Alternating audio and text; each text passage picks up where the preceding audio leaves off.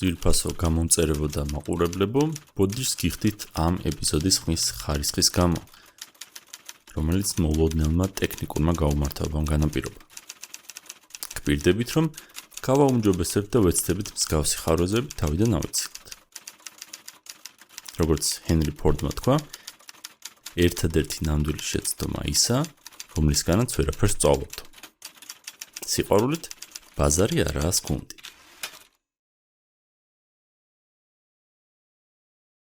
მოგესალმებით მეგობრებო, კიდევ ერთი საინტერესო ადამიანის სტუმრად, ჩვენი მეგობარი და ესეც ინგლისურად იქნება საუბარი, მაგრამ როგორც შევეცდებით გადავთარგმნით. მახო წარადგენს ჩვენ სტუმარს. ჩვენი სტუმარი, აგრეთვე ჩვენი მეგობარი, მაგრამ სანამ წარვადგენ, მინდა მისი Facebook პოსტი წაგიკითხოთ. როცა გამოვიდა 16 წელი იჯდა ციხეში და Facebook პოსტი მაგაგენ მოწადა. რეფლექსია. ზუსტად 17 წლის წინ, სწორედ ასეთივე დილას დაიწყო ჩემი 16 წლიანი თავგადასავალი. მახსოვს თავდაპირველი შიში, უმწეობის განცდა, სრული ფიზიკური, ფსიქიკური და ემოციური მარცხი. ისეთი შეგრძნება მქონდა, თითქოს დამბლა დამეცა. არც ჭამა შემეძლო, არც ძილი, არც ფიქრი. თვეების განმავლობაში ყოველდღიურად უარესდებოდა მდგომარეობა. ადამიანები, რომლებსაც მეგობრებად ვთვლიდი, გაქრნენ. სხვებმა ჩემი ცხოვრების წლები თავისაზე გაცვალეს. მეგობარმა ქალებმა ახალი პარტნიორები გაიჩინეს. მაშინ აპირებდნენ კიდევ უფრო მეტი წელი მოესაჯათ ჩემთვის. თავს მარტოსულად გრძნობდი, სრულიად მარტოსულად. ძალიან მიჭირს იმ მიტოვებულობის განცდის აღწერა. მოგვიანებით დედაცავად გამიხდა. ლოცულობდი, ვტიროდი, პატიებას ვითხოვდი. თითქოს შეუძლებელი იყო ამის ატანა. მაგრამ რა უნდა მექნა? მომკვდარიყავი? მარცხს შევგუებოდი? ეს არ შემეძლო. თუ კი იქ ყოფნა გარდაუვალი იყო, ის მაინც უნდა მეგრძნო, რომ ამ გამოცდილებიდან რაღაცას ვიღებდი. ჩემთავს უთხარი, წეულიმც ვიყო, თუ მათ ჩემზე გამარჯვება დავანებო მეთქი. შემდეგ ნელ-ნელა ძლივ-ძლივობით დავიწყე ხოხვა, მერე სიარული და ბოლოს სირბილი. ვისწავლე კითხვა, წერა და განათლების მიღებას შეუდექი. ეს ძალიან ძნელი პროცესი იყო. გაკვეთილი წელს წელი მოჰყვებოდა, მაგრამ წინსვლას განვაგრძობდი, სანამ იმ კაცად არ ჩამოყალიბდი, რომელიც დღეს ვარ. ის რაც ამდენ ხანს, ამდენი სირთულით და შიშის წყაროდ მომევლინა, რაც მეგონა რომ ბოლოს მომიღებდა, საბოლოოდ ჩემი ცხოვრების უმთავრესი გამოცდილება აღმოჩნდა. სულ იმას ვამბობ, რომ სამომავლო წარმატებას არა ამ გამოცდილების მიუხედავად, არამედ ამ გამოცდილების გამო მივაღწევ. რაც უფრო დიდია განსაცდელი, მით უფრო დიდია გაკვეთილიც. რაც არ გკლავს, გვაძლიერებს. რა სირთულესაც არ უნდა გავდიოდეთ, რამდენი ბრძოლაც არ უნდა გვიწევდეს, არა უშავს რა, თუ კი შეგვეშინდება, ანუ იტირებთ. მაგრამ არასოდეს არ უნდა დავნებდეთ. ყოველ დილას უნდა ავდგეთ და ბრძოლა განვაგრძოთ და საბოლოოდ აუცილებლად გავიმარჯვებთ.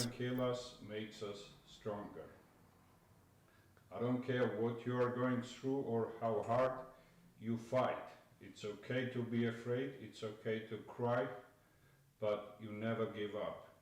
You get up morning after morning and you fight on, and eventually you will win. Today our guest is დღეს ჩვენი სტუმარია ადამიანი, ვინც ეს დაწერა. ამ ტექსტის კითხვისას ყოველ ჯერზე ჟრუანტელი მივლის.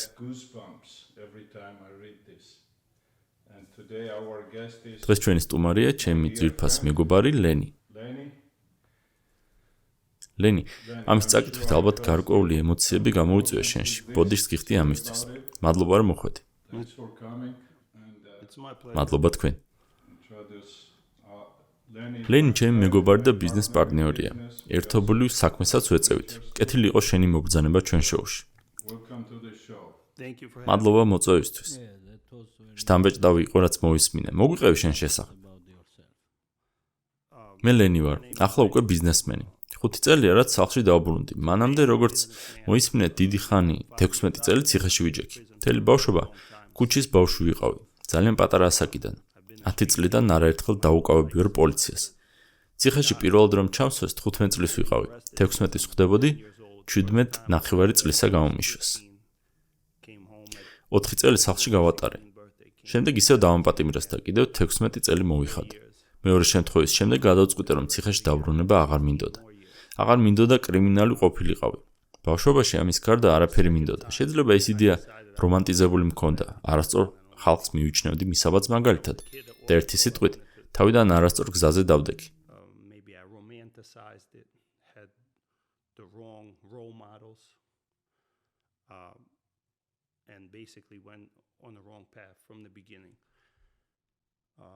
აქ დაიბადე? არა, აქ რომ ჩამოვედი 9 წლის ვიყავი. გასაგებია. როგორც შემდეგ გავაანალიზე, ერთ-ერთი პრობლემა მამაჩემზე შექმნილი წარმოდგენა იყო. მამაჩემი ბიზნესმენი იყო რუსეთში. ბავშვის თვალთახედვიდან კომუნიზმის დროს ბიზნესმენობა იმას ნიშნავდა, რომ კრიმინალი იყავი. ხდიახ, კრიმინალი იყავი. მისი მეგობრები კრიმინალები იყვნენ, პოლიციელებთანაც მეგობრობდა, მაგრამ ბავშვის აღქმით ეს ყველაფერი მხოლოდ კრიმინალს გავდა. ამერიკაში რომ წამოვედით, 8 წლის ვიყავი. დიდი ხანი მოგვიწია მოგზაურობა, სანამ ჩამოვედი, 9 წელი შემისრულდა. მამაჩემი ისრაელში გადავიდა საცხოვრებლად. ჩემი მშობლები გაშორებული იყვნენ. მამაჩემის გარეშე დედაჩემი იძულებული იყო 2 სამსახურში ემუშავა. 4 საათზე პირველი სამსახური ეწყებოდა. 9-ზე იქიდან პირდაპირ მეორე სამსახურში მიდიოდა. 10 საათიდან დილამდე იქ იყო. მერე სახლში ბრუნდებოდა და იძინებდა. მე და ჩემი ძმა კი ფაქტობრივად მთელი დღე მარტო ვიყავით სახლში. მე მისაბაძ მაგალითებს ქუჩის ბავშვებში ვეძებდი. მინდოდა მამაჩემის მსგავსი ხალხი მომენახა, რომელსაც კრიმინალად აღვიქვავდი. რაცა სინამდვილეში ის ბიზნესმენი იყო და ამან დანაშაულებრივ გზაზე დამაყენა. მეორედ რომ დამიჭირეს, 21 წელი ახალი შესრულებული მქონდა. მაშინ 17.5 წელი მომისაჯეს, საიდანაც 16 მოვიხადე. და ამჯერადაც მალევე გავიაზრე, რომ კრიმინალობა აღარ მინდოდა და ეგრევე დავიწყე განათლების მიღება. მაშინ ალბათ მე-5 კლასის დონეზე შემეძლო კითხვა. იმიტომ რომ სკოლაში არასოდეს დავდიოდი. სკოლაში მივიდოდი, მერე ვიპარებოდი. სწავლის პროცესს ხელს უშლიდი. მე-5 კლასში რომ ვიყავი, დედაჩემს უთხრეს, რომ კლასში მხოლოდ იმ პირობით არ ჩამტოვებდნენ, თუ სკოლის ტერიტორიაზე არ მივიდოდი. არც დილას, როცა სხვა ბავშვები მოდიოდნენ, არც შესვენებებზე. ამერიკაში დაწყებით კლასებს 2 შესვენება აქვს და გარეთ გამოდიან სათამაშოდ. და არც დღის ბოლოს, როცა ბავშვები სკოლიდან გამოდიოდნენ. მოკლედ უთხრეს მთავარია, შენი შვილი სკოლის ტერიტორიაზე არ გამოცხადდეს და მაშინ ჩათვლას დაუწერთ და საშუალო სკოლაში გაუშვებთ, რომ ჩვენი პრობლემა აღარ იყოს. დედაჩემს ჩემი კონტროლი აღარ შეეძლო და ისრაელში გამაგზავნა მამაჩემთან. ფაქტობრივად იქ გრძელი საგაზაფხულო არდადეგები მქონდა. მამაჩემმა რუსეთში გამიშვა, მერე ბელარუსში, მინსკში. იქიდან ვარ წარმოშობით.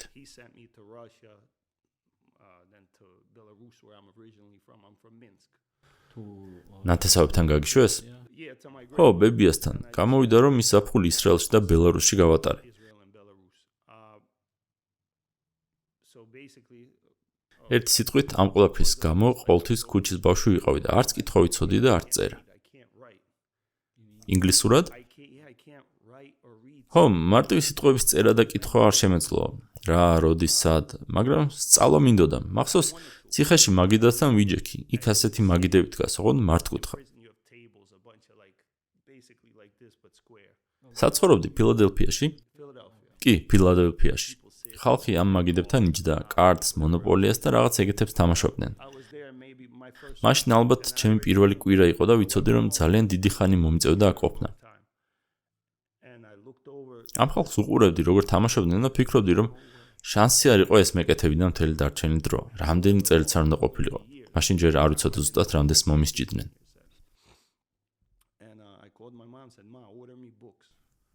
დედაჩემს დაურეკე და უთხარი, წიგნები გამომიგზავნე მეთქი. ჩემი მშობლები განათლებული ჭკვიანი ადამიანები არიან.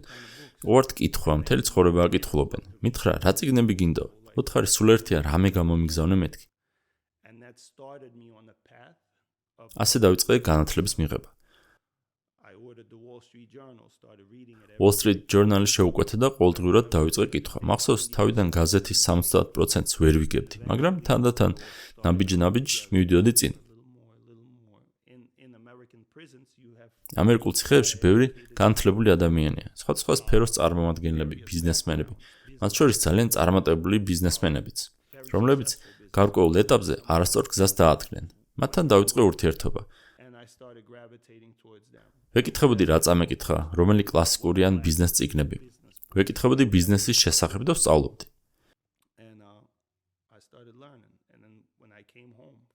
როცა სახლში დავბრუნდი 5 წლის წინ, პირდაპირ უძრავი ქონების ბიზნესში ჩავერთი. ქიროვებელ ფართს ვფლობ. ვრცელი პორტფოლიო მაქვს. არაერთ ბიზნესში ყოფილვარ ჩართული, ავტოსახლოსნოს გახსნას ვაპირებ პარტნიორებთან ერთად და სხვა ბიზნესის წამოწყებასაც ვფიქრობ. დღეს საკუთარ თავს არა კრიმინალად, არამედ ბიზნესმენად დავუქვავ და რა თქმა უნდა, არანაირ დანაშაულს არ ჩავდივარ.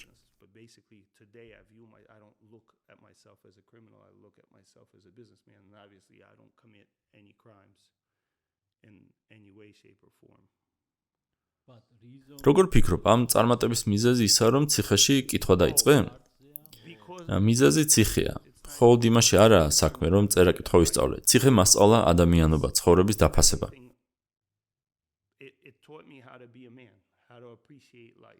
საკითხების სწორად შეფასება? თავმდაბლობა, მანამდე ბავშვი ვიყავი. რამდენი წლის იყავი მეორედ რომ მოხვდი ციხეში? მაშინ 21-ის ვიყავი და 16 მოიხადე, ხომ? კი, 16 წელი. ესე იგი რომ გამოხვედი 37-ის იყავი. კი, 37-ის. სანამ კრიმინალი ვიყავი, საკმაოდ ბევრ ფულს შოულობდი, მაგრამ ბედნიერი არ ვიყავი. მახსოვს რომ დაპატიმრებამდე დეპრესიაში ვიყავი. ცოტა ხანში ძალიან დიდ თანხას ვიშოვიდით. იქამდეც არ გვიჭირდა, მაგრამ ბედნიერები არ ვიყავით, რადგან ჩემს ცხოვრებას აზრი არ ქონდა. რა აზრი აქვს? ფული ბედნიერებას ვერ მოგიტანს. ამ ფულით რაღაც უნდა გააკეთო, ხო მართალია? შენ ცხოვრებას აზრი უნდა გქონდეს. დღეს ბიზნესმენობის გარდა ბავშვებს მენტორობას უწევ. ვეხმარები რომ უძრავი ქონების ან სხვა სფეროს ბიზნესმენები გახდნენ. ვეხმარები რითიც შემიძლია. ესაა ჩემი ცხოვრების აზრი. თქვენ ორივე ბიზნესმენები ხართ და იცით რომ მხოლოდ ფულის შოვნაში არაა საქმე. ამ ფულით რაიმეს კეთება გვინდა. შეიძლება ეს ოჯახის დახმარება იყოს, ან თქვენ შემთხვევაში შეიძლება საქართველოს დახმარება იყოს, ან რამე სხვა. ცხოვრებაში არის რაღაც გზები, რითაც დახმარებას ვცდილობთ და ეს ჩვენ ცხოვრების აზრი ხდება. თუ ეს აზრი არ გვაქვს, ბედნიერი ვერ იქნები. Making money, we want to do something with what we're making, whether it's to help our families, for you guys, maybe to help Georgia or whatever else. There's certain ways in life that we try to help, and that's our purpose. If you don't have a purpose, you're not happy. რომ ღამით მშვიდად ძილი შეძლოთ, ხომ? Yeah. ხო, თუმცა არა მხოლოდ. კაცის ცხოვრებას აზრი უნდა გააჩნდეს. A man has to have a purpose. მართალია, ციხის სიტუაციას რომ შევეხოთ, იქ ბიბლიოთეკა ჰქონდათ, ან შესაძლებლობას გთავაზობდნენ, რომ კოლეჯში ჩაგებარებინათ, რომელიმე სფერო გესწავლათ, ან რამე მსგავსი. They do. They have a library. It doesn't have a კი, ბიბლიოთეკა არის, ბევრი წიგნი არ აქვს, მაგრამ წიგნების შეკვეთაც შეგიძლია სხვა ბიბლიოთეკიდან. ფასიანია? არა, უფასოა. მე ჩემს ოჯახს ვთხოვდი წიგნების შეკვეთას. წერდი ან ურეკავდი დედაჩემს მეგობრებს, თუმცა უმეტეს შემთხვევაში დეიდაჩემს. დეიდაჩემი დედასავითაა, ჩემთვის ორი დედა მყავს, დედაჩემის და დედაჩემის სახით. მათ ურეკავდი ან ელფოსტას უგზავნიდი. უმეტესი დრო, რაც ციხეში გავატარე, წერილები და ტელეფონით ვეკონტაქტებოდი. ფედერალურ სისტემაში პატიმარს თვეში 300 წუთს აძლევენ. მე ფედერალურ ციხეში ვიჯექი. არსებობს ორი სისტემა, ფედერალური და შტატების. ყველა შტატს, მაგალითად, ჩვენ შემთხვევაში, პენსილვანიას თავის ციხის სისტემა აქვს. და ამავდროულად არსებობს ფედერალური სისტემა, რომელიც მთელ ამერიკას მოიცავს. მაგალითად, თუ ფედერალური დანაშაულისთვის დაგიჭერენ.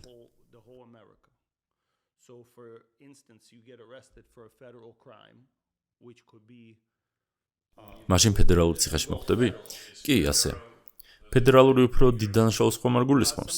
ზოგჯერ კი, ზოგჯერ არა. საქმე ისაა, რომ უმეტეს შემთხვევაში ფედერალური დანაშაული ცოტა უფრო კომპლექსურია. მაგალითად, შტატის შემთხვევაში შეიძლება შეხვდეს ვინმე, ვინც სასტიკი მკვლელობა ჩაიდინა. ფედერალურ შემთხვევაში უფრო თაღლითობასთან ან მსგავს რამესთან გიქნება საქმე.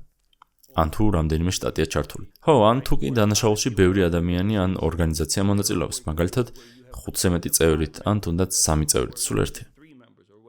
ანუ როცა დანაშაული მხოლოდ ერთ შტატს არ უკავშირდება. ხო, შეიძლება მთელ ამერიკასთან იყოს დაკავშირებული. ამიტომაც საქმე ფედერალური ბიუროს იურისდიქციაში შევა. ხო, თუმცა ხანდახან წვრილმანი დანაშაულებით შედის, მაგალითად, თუ კი ფილადელფიის ქუჩების უმნიშვნელო კრიმინალი ნიუ-ჯერსის შტატში გადავა და იარაღს გაყიდეს, ეს ფედერალური დანაშაული იქნება შტატის საზღვრის გადაკვეთის გამო. ასე რომ იარაღის კონტრაბანდისტი ამ შემთხვევაში ფედერალურ ციხეში ჩაჯდება.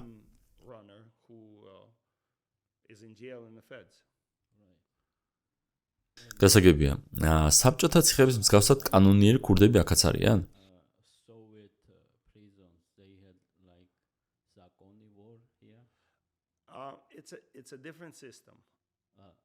აქ სხვა სისტემაა, წესები ჩვენთანაც არსებობს. ვინ ადგენს წესებს? ამერიკულ ციხეებში იყენებენ სიტყვას convict, რაც ნასამართლოს კრიმინალს ნიშნავს. convict გამოცდილი კრიმინალია, რომელიც გარკვეული კოდექსის მიხედვით ცხოვრობს. ეს სისტემა რუსულისგან განსხვავდება. არსებობს სხვადასხვა ბანდა, ყველა ბანდას ლიდერი ყავს. არსებობს ეგრეთ წოდებული მანქანები, რომელსაც სათავეში უდგანან გადამწყვეტები.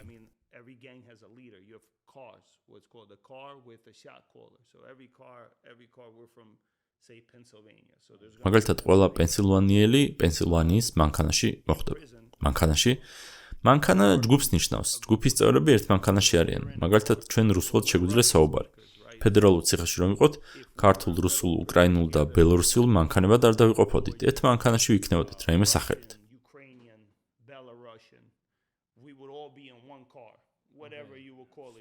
საბჭოთა მანქანაში. ხო, საბჭოთა მანქანაში. ამ მანქანებს თავთავისი წესები აქვთ, მაგრამ არსებობს საერთო წესები. სისტემაში შედის მსუბუქი რეჟიმის ციხეები, რომელსაც ღობე არ აქვს, ასევე მსუბუქი რეჟიმის ციხეები ღობეებით. ასეთ ციხეებში შეიძლება ჯგუფებად ცხოვრობდნენ, მაგალითად 3, 6 ან 12 კაციან ოთახებში. გააჩნია რომელ ციხეში მოხვდები. აქ საპირფარეშოები და საშხაპეები დერეფნის ბოლოშია განლაგებული. ასევე არსებობს საშუალო სიმკაცრის და მკაცრი რეჟიმის ციხეები, სადაც 2 კაციანი საკნებია შიგნით საპირფარეშოთი. აქ ჯგუფურად არ ცხოვრობენ. ხანდახან აქვთ 1-2 6 კაციანი საკანიც, ასევე ჩაკეტილი საპირფარეშოთი, მაგრამ ძალიან იშვიათია.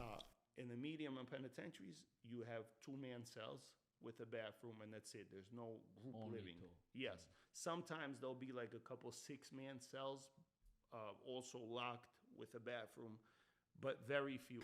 იმას ამბობ, რომ აქ სხვა პატიმრებთან შეხება საერთოდ არ გვაქვს. You could touch, yeah, you could. No, you come out.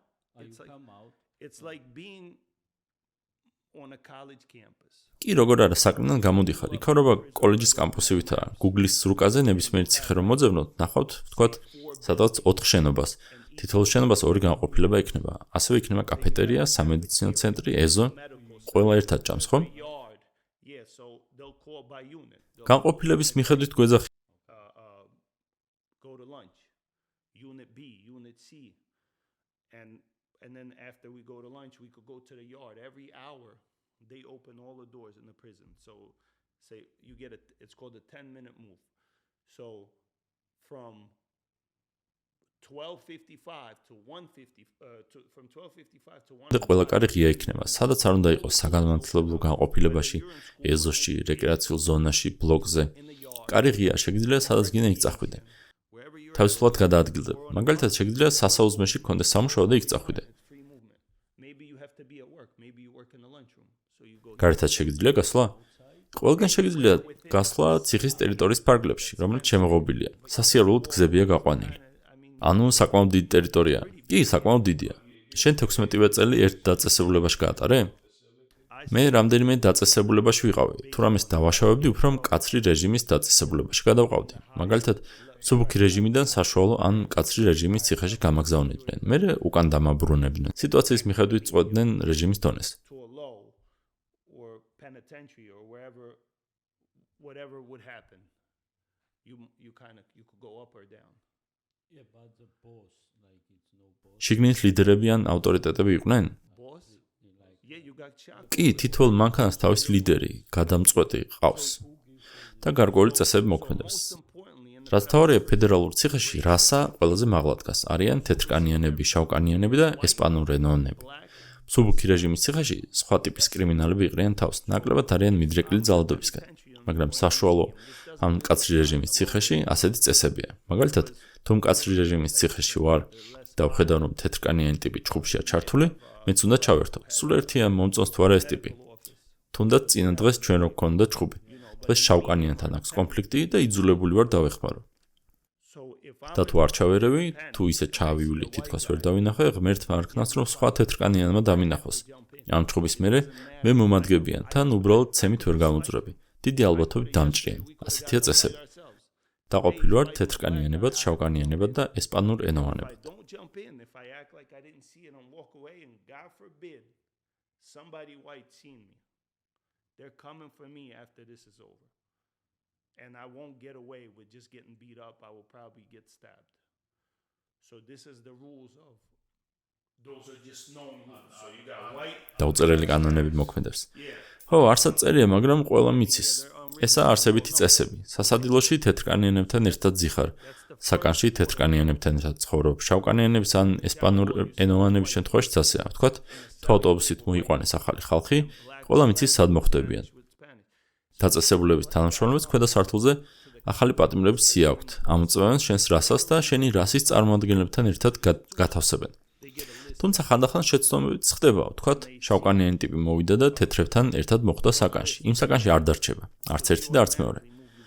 ამას პატივს ცემენ. იციან, რომ ერთად ვერ იცხოვრებენ. თუ დაწესებულებაში მოიყვანეს და შავკანიანის საკანში გამათავსეს, ეგრევე მივალ თეთრკანიანებთან აუხსნეს სიტუაციას და ისინი მოაგვერებენ.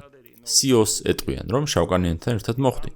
სიომ იცის, რომ იქ ვერ დავრჩები და გადამიყვანს. Right away, I'm going to go to the white guys, say, hey, they're moving me with a black guy, and they'll take care of it. They'll go to the CO, say, yo, he can't live there.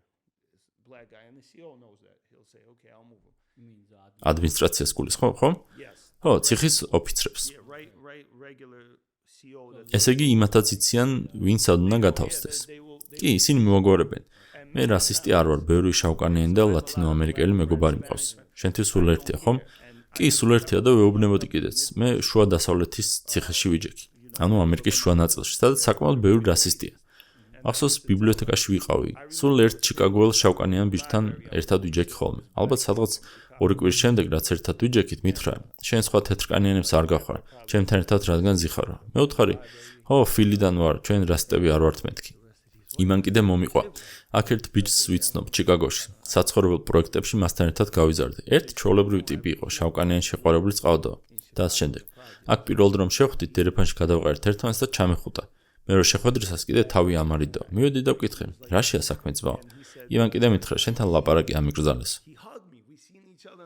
ეს თეთრკანიანი ტიპი დაშინებული იყო, რასის გამო. ხო ხვდებით, მთელი ციხის მესამედზე ალაპარაკი. შეიძლება ჯამში 1700 პატიმრიდან 500 თეთრკანიანი იყოს და გითხრან, ასე აღარ მოიქცეო. What do you mean you can't talk to me? So he was intimidated by მე თავიდანვე ვეუბნებოდი ყველას, რომ არ მინდა. საშლად გრძნობდი თავს ეგრე რომ მოგცეულიყავი. ვეუბნებოდი ხოლმე, ყველა მიცის ჩემი დამოკიდებულება მეთქი. ჯერ ეს ერთი მე ებრაელი ვარ. შუა დასავლეთში თეთრკანიანებს სვასტიკის სვირინგები აქვთ. თავშობლი რასისტები არიან. მე კი სერზე ებრაული ვარსკვლავი მკიდია. თეფილინს ვიკეთებ და ვლოცულობ. ამიტომ თავიდანვე უთხარი, მე ებრაელი ვარ. პრობლემა გაქვს მეთქი ამასთან? იმან მითხრა, ხომ გითხარი რომ რუსი ხარო? აუხსენი რომ რუსი ებრაელი ვარ. ბოლოს მითხრა, არა, პრობლემაა. ამ ბიჭსაც და საერთოდ ყველას ვეუბნებოდი, რომ ჩემებურად მოვიქცეოდი. ჩემთვის შავკანიანთან ერთად ცხოვრება, შავკანიანთან ერთად ჯდომა ჩვეულებრივი ამბავია. იყო გარკვეული წესები, რომლის დაცვაც მიწევდა. მაგალითად, ტელევიზორის საყურებლად არის ორი სივრცე, ერთ თეთრკანიანებს, მეორე შავკანიანებს. მე რეპი მიყვარს.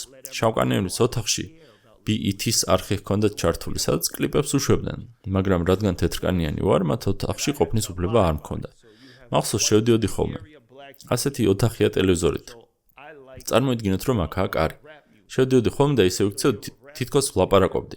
ასე უსმენდი ტელევიზორს. მაგრამ მე თეთრკანიანი ტიპი ჩავიდა კართან, ერთხელ, ორჯერ, სამჯერ და ესენი მაფრთხილებდნენ. ჰეი, დამქაშები მოდიან წასვლის დროა. მე ისე ვიქცეოდი, თითქოს საუბარს ვამთავრებდი და გამოვდიოდი. შეიძლება მკითხოთ, იმათი რატო გეშინიაო, მაგრამ შიში არაა საქმე.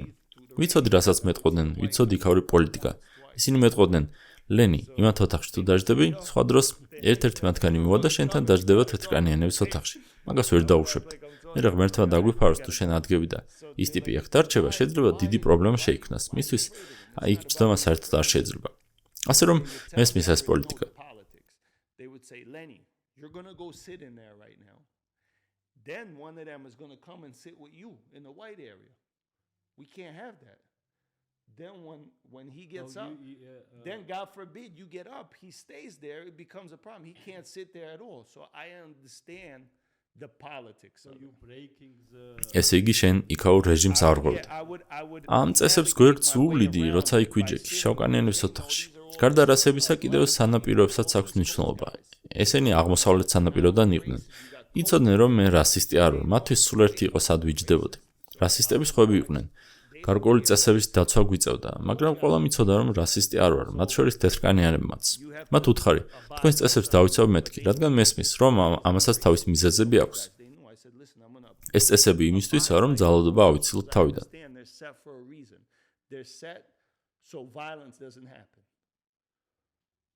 კი, მაგრამ ძალადობის შემთხვევებით თეთრკანიანებს შორისაც შეიძლება მოხდეს.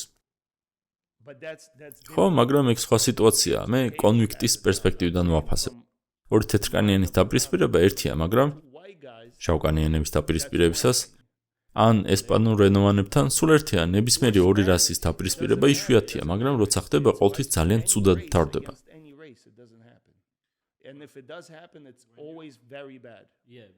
რადგან ყველაა ჩართული? ხო. მანამდეც თქვი რომ თეთრკანიანისა და შავკანიანის ჯგუფს შეესწრები იძულებული ხარ ჩაერიოა, მაგრამ შეიძლება თეთრკანიანი არ ამზადა იყოს. ხო, შეიძლება გეზიზღებოდეს, ფიქრობდე რომ ნაძირალა, მაგრამ ვერაფერს იზამ. შეიძლება ამ სიტუაციაში მართალიც არ იყოს.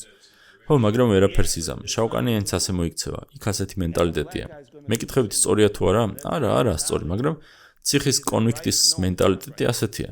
იქაურ წესებზე მეკითხებოდით, ხო და ესაა ის წესები, რომლის დაცვაც გიწევს.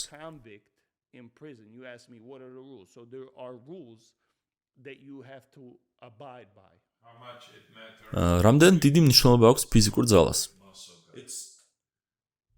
კაცრი რეჟიმის ციხეში უნდა ივარაუდო, რომ ყველა მკვლელია. მნიშვნელობა არ აქვს, რამდენად დაკუნთულია. თუ სუსტი ხარ და იქ მოხვდი, არ შეიძლება რომ გეშინოდეს. თქვათ ვიღაც პროფესორია და როგორღაც ციხეში მოხვდა. ერთი ებრაელი შემოვიდა ნიუ-ჯერსიდან, სირაქლემებს ყიდდა. სირაქლემების გაყიდვის გამო დაიჭირეს. როგორღაც ეს საქმე ფედერალური გახდა, სირაქლემების ფერმა ჰქონდა. ხდება ხოლმე, ყველაფერი ხდება. მანამდე არასდროს ყოფილა ციხეში, ხომ? ეს კაცი მსუბუქი რეჟიმის ციხეში იყო. 3-ჯერ თუ 4-ჯერ მოწევაზე წაასწრეს.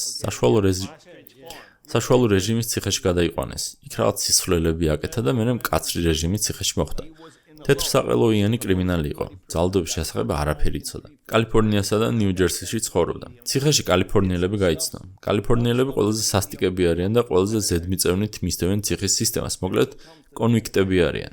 ეს კიდე ეუბნება, მეც კალიფორნიელი ვარ, თქვენთან ერთად დავჯდებია. მე ვიცნობდი იმათ და უთხარი, ალბათ არ დაჯდება თქვენთან უბრალო კაცია მეთქი. მის დოკუმენტები შეამოწმეს. არც პედოფილია, არც ჩამშვები, პოლიციასთან არ უთანამშრომლია. ბავშვებისთვის არაფერი დაუშავებია, ყველაფერი რიგზეა. იმათ უთხარი, რომ მე დაველაპარაკებოდი, ამ კაცს აუხსენი. ამათთან ერთად ჯდომა არ გაწყობს. გარკვეული წესების მიხედვით იქცევენ და შენც იგივეს მოგთხოვენ მეთქი. შენთვის აჯობებს დამიჯერო და ნეიტრალურ ხალხთან დაჯდე, თორემ ეს ხალხი აგრესულად მოგცევას მოგთხოვს მეთქი. ჭკუა მაინდავინს არ უჭრიდა, მითხრა, არა, ეს ჩემი მეგობრები არიან, მათთან ერთად მინდა ჯდომაო და ასეც მოიქცა. ამას ბევრი ინციდენტი მოყვა.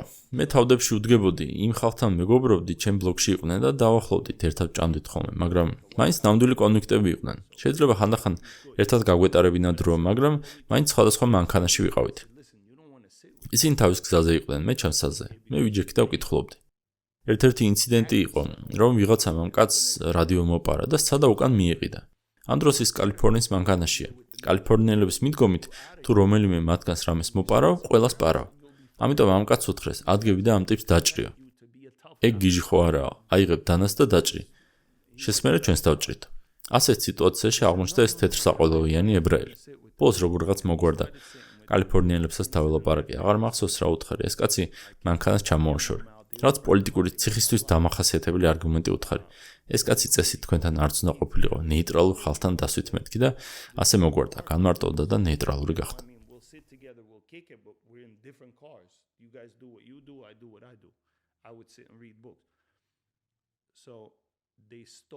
Somebody stole his radio and tried to sell it back to him. So he's in a California car. So the California guys, they feel like if you're going to steal from any of them, you're stealing from all of them. So they told this guy, listen, you're going to go stab this dude. What, is he crazy? Like, here's a knife, you're going to go stab him, and after you stab him, we're going to stab him. So now this Jewish, like, white-collar criminal is in this situation. Somehow I talked to the guys. I don't even remember what I said. But basically, I had to get him out of the car, think of some kind of argument, political jail argument to explain to them, listen, it's not, he shouldn't even be with you guys. Sit him over there with the neutrals. And that was it. And he started sitting by himself and he started becoming a neutral instead of a California guy. ნეიტრალური ესე იგი, ნეიტრალური იმას ნიშნავს, რომ არავის მანქანაში არ ხარ. შეგიძლია თვითონ გადაწყვიტო. კი, შეგიძლია, თუ შენ დოკუმენტებში ყველაფერი რიგზეა. დოკუმენტების ინფორმაცია საიდან იგებ? სისტემას უნდა ენდო?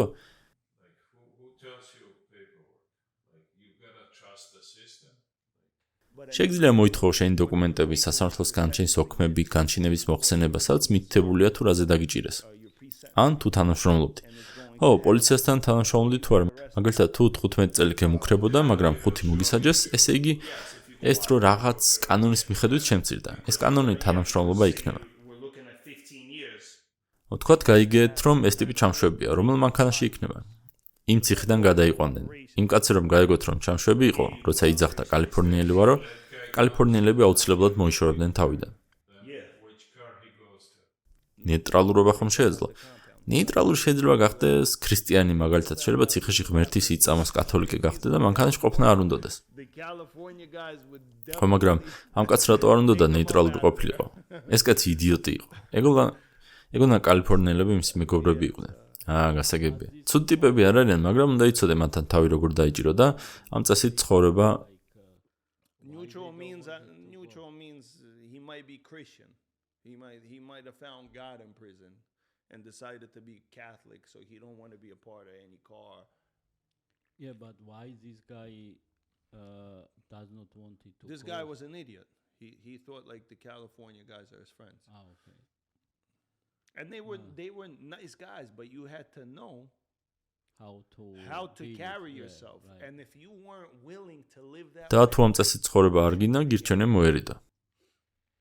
I remember ეს კალიფორნიელები უმეტესად არიული საძმოს წევრები არიან. არ ვიცი თუ გაგიათ. ერთ-ერთი ყველაზე ძლიერი დაჯგუფებაა ფედერალურ სისტემაში.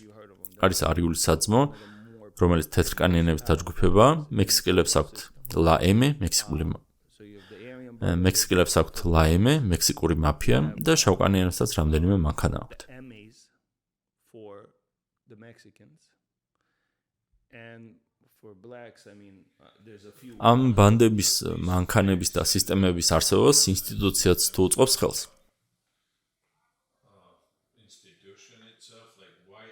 No, we run institutions, the inmates. No. არა, თვითონ პატიმრები მართავენ.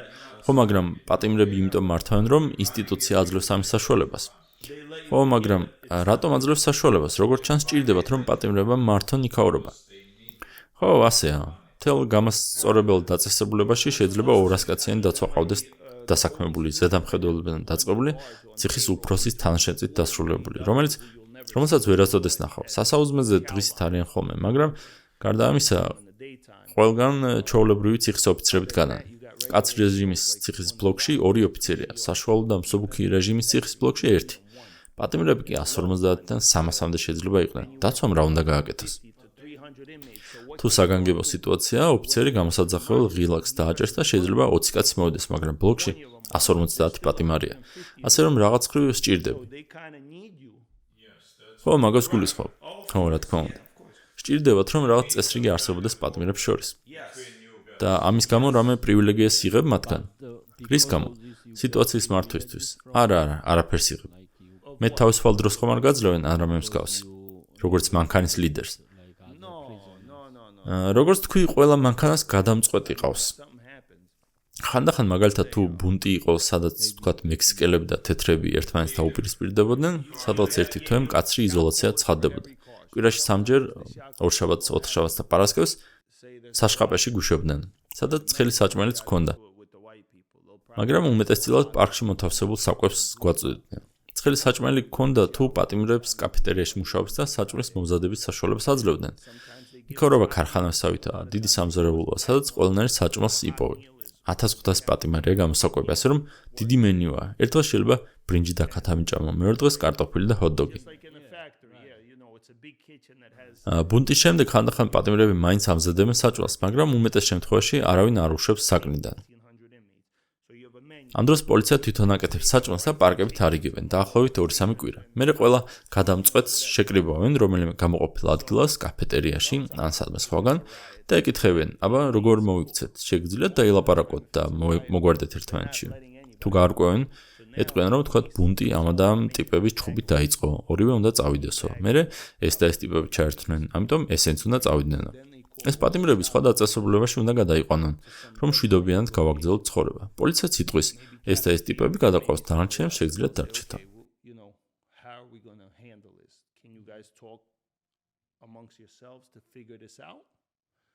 And if they figure it out, they say, okay, well, this riot happened over this guy fighting with this guy. They both have to leave. Okay, and after that, these guys got into it. So they have to leave. They got to send them to different institutions. And then we could live in peace. And the police say, okay, all right, he's getting shipped, he's getting shipped, he's getting shipped. And the rest of you guys could stay. ფაქტობრივად გეხმარებიან, რომ They help you to like Not to kill you. რომ თავი არ მოვიკლათ, ერთმანეთი არ დავხვացოთ. თუმცა შემიძლია ერთი ინციდენტის შესახებ გიამბოთ. ტეხასელი და კალიფორნიელი მექსიკელები, ტეხასის მაფია და სურენიოსი, რომელიც ლაიმეს ექვემდებარება, დაპირისპირებული მხარეები არიან. რადგან თელ სისტემის მასშტაბით ასეა. ამიტომ არ შეიძლება ისინი ერთ დაწესებულებაში იყვნენ. როგორღაც მოხდა, რომ იმ ციხის ტერიტორიაზე, სადაც მე ვიყავი, 6 ტეხასელი მექსიკელი მოიყვანეს.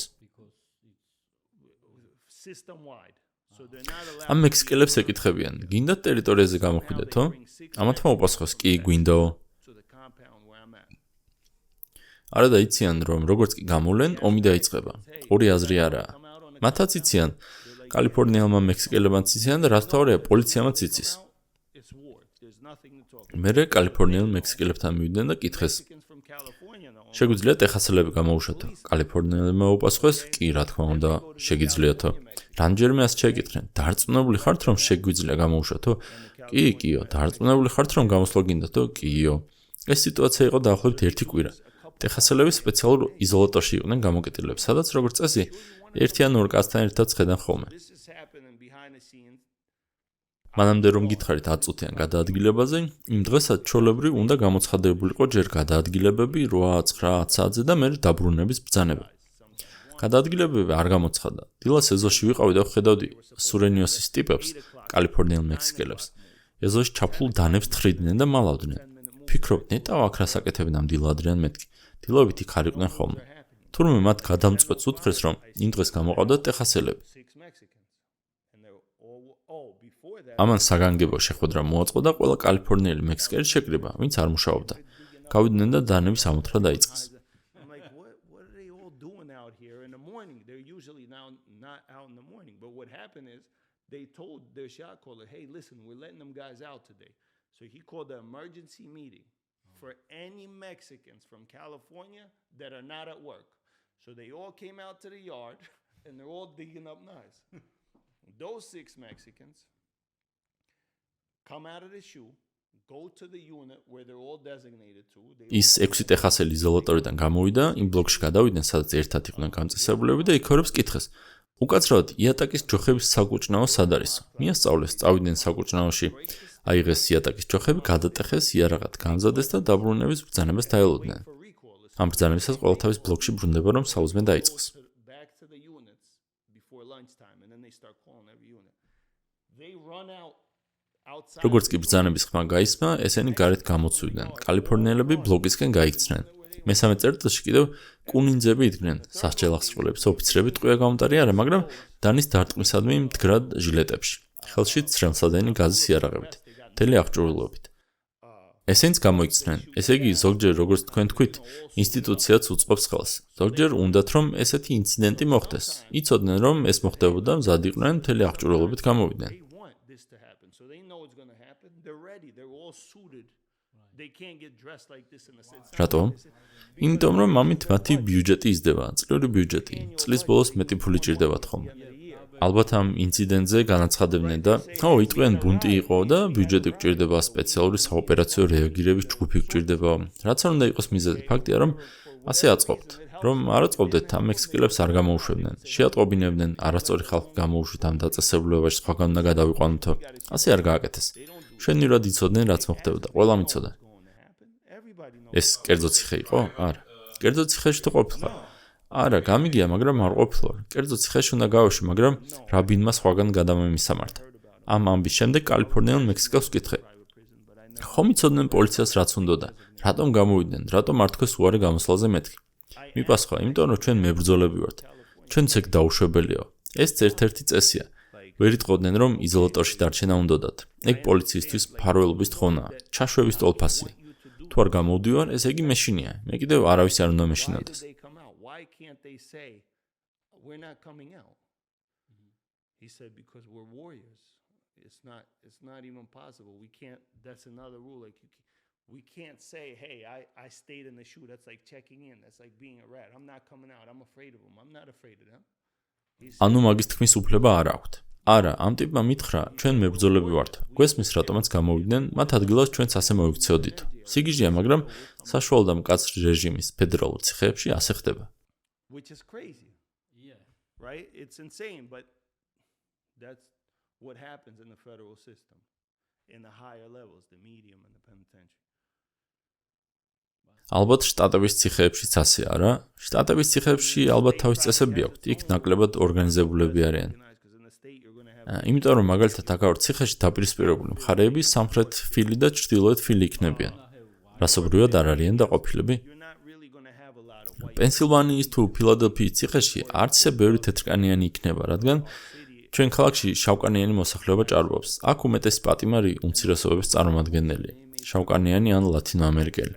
რაც ნაწილობრივ იმსბრალია, რომ ამერიკული სისტემის გარკვეული ასპექტები მათ წინააღმდეგარი მოწყობილი. პოლიცია მათ ჩვენზე ხშირად აჩერებს, თუმცა ეს სხვა თემაა. ყოველ შემთხვევაში შტატების სისტემაში ნაკლები თეთრკანიანია, ვიდრე ფედერალურში. რადგან მთელ ამერიკას ყველა შტატს მოიცავს. პენსილვანიის შტატში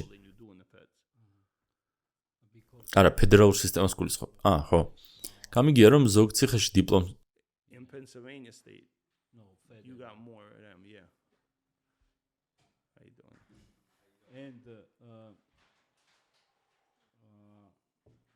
I had like I heard some people got degree. გამიგია, რომ ზოგი ციხეში დიპლომს იღებს, მართალია? მე ვსწავლობდი კოლეჯში, კამბერლენდის საზოგადოებრივ კოლეჯში. ნახევარი კურსი გავიარე ასოცირებული დიპლომის სასაღებად. კურსი ქვიატარებდნენ თუ გარეთ გაყავდით. კოლეჯის პროგრამა სულ რამდენიმე ციხეს ჰქონდა და აქედან ერთ-ერთი იყო ციხე, სადაც მე ვიჯექი, ნიუ-ჯერსიში. პროფესორები მოდიოდნენ. არ ვიცი, ნამდვილი პროფესორები იყვნენ თუ არა, მაგრამ თუ მთელი საკოლეჯო სისტემაც ასეთია, ძალიან იმედგაცრუებული ვარ. მაგრამ ასეა თუ ისე მოდიოდნენ, რომ განათლება მოეცათ ჩვენთვის. სხვადასხვა კურს ატარებდნენ, ინგლისური კომპოზიცია, ერთი ინგლისური კომპოზიცია, ორი ლიტერატურა, ერთი ლიტერატურა, ორი. ყველა კურს, რაც მჭირდებოდა ასოცირებული ან ბაკალავრის ხარისხის დიპლომის სასაღებად. მე ჯერ ასოცირებული დიპლომის აღებას ვაპირებდი, მაგრამ შემდეგ ამ ციხიდან გადამიყვანეს. რამდენიმე კურსი დაუსწრებლად გავიარე. ზოგ კოლეჯს ასეთი პროგრამა აქვს. მაგალითად, თუ უძრავი ქონების მართვის კურსის გავლა გინდა, სილაბუსს შევუკვეთავო, სადაც მოცემულია რა გაქვს გასაკეთებელი. Then I remember I took a couple courses. There's colleges that do correspondence courses. So you order, say you want to take a class, say you want a real estate class. You order the syllabus,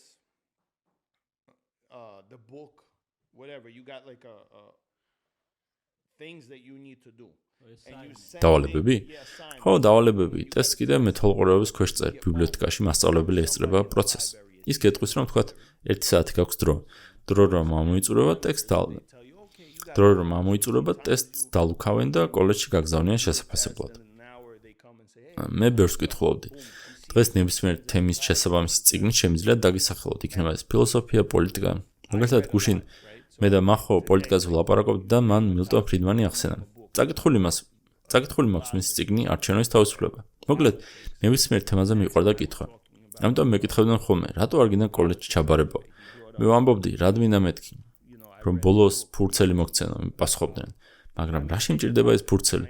მე ბიზნესმენი ვარ. ციხეში ვიცოდი, რომ ბიზნესმენი ვიყავი. ამერიკაში ციხიდან გამოსულ სამსახურში არავინ აგიყვანს თუ ნაცნობი არა. მახოსან შენ რომ გთხოვ, დამასაქმეთ მეთქი. შეიძლება თქვათ, ლენი ცუდი ადამიანი არაა, მოდი მიცეთ სამუშაო, მაგრამ თუ ნამდვილ სამსახურზე საუბარი, რომ დამემთავრებინა კოლეჯი და ფსიქიატრი გამხდარიყავი, სამსახურში არავინ ამიყვანდა. ნასამართლები რო ვარ. So if I would come to Max or to you and say, hey, give me a job, you're like, okay, Lenny's not a bad person, we'll give him a job.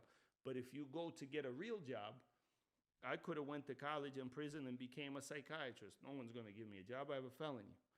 So I knew არა ასწორი. ხო, მაგრამ ასეა. that's what it is. იმას გულისხმობ, რომ ნასამართლეობის ისტორიას ამოწმებენ? Of course, yeah. ხო, რა თქმა უნდა, დღესაც კი ხანდახან სირთულეები მექმნება ამის გამო. მაგალითად, თუ ბანკიდან სესხის აღება დამჭირდება, ზოგიერთი ბანკი ჩემ ისტორიას შეამოწმებს და უარს მეტყვის. არა ასწორი, მაგრამ სისტემა იდეალური არაა. ყველანი აქ ცხოვრობ და თანხდებით, რომ ამერიკა ჩვენთვის საუკეთესო ქვეყანაა, მაგრამ სისტემა იდეალური არაა. გამასწორებელი სისტემა მით უმეტეს არაა იდეალური.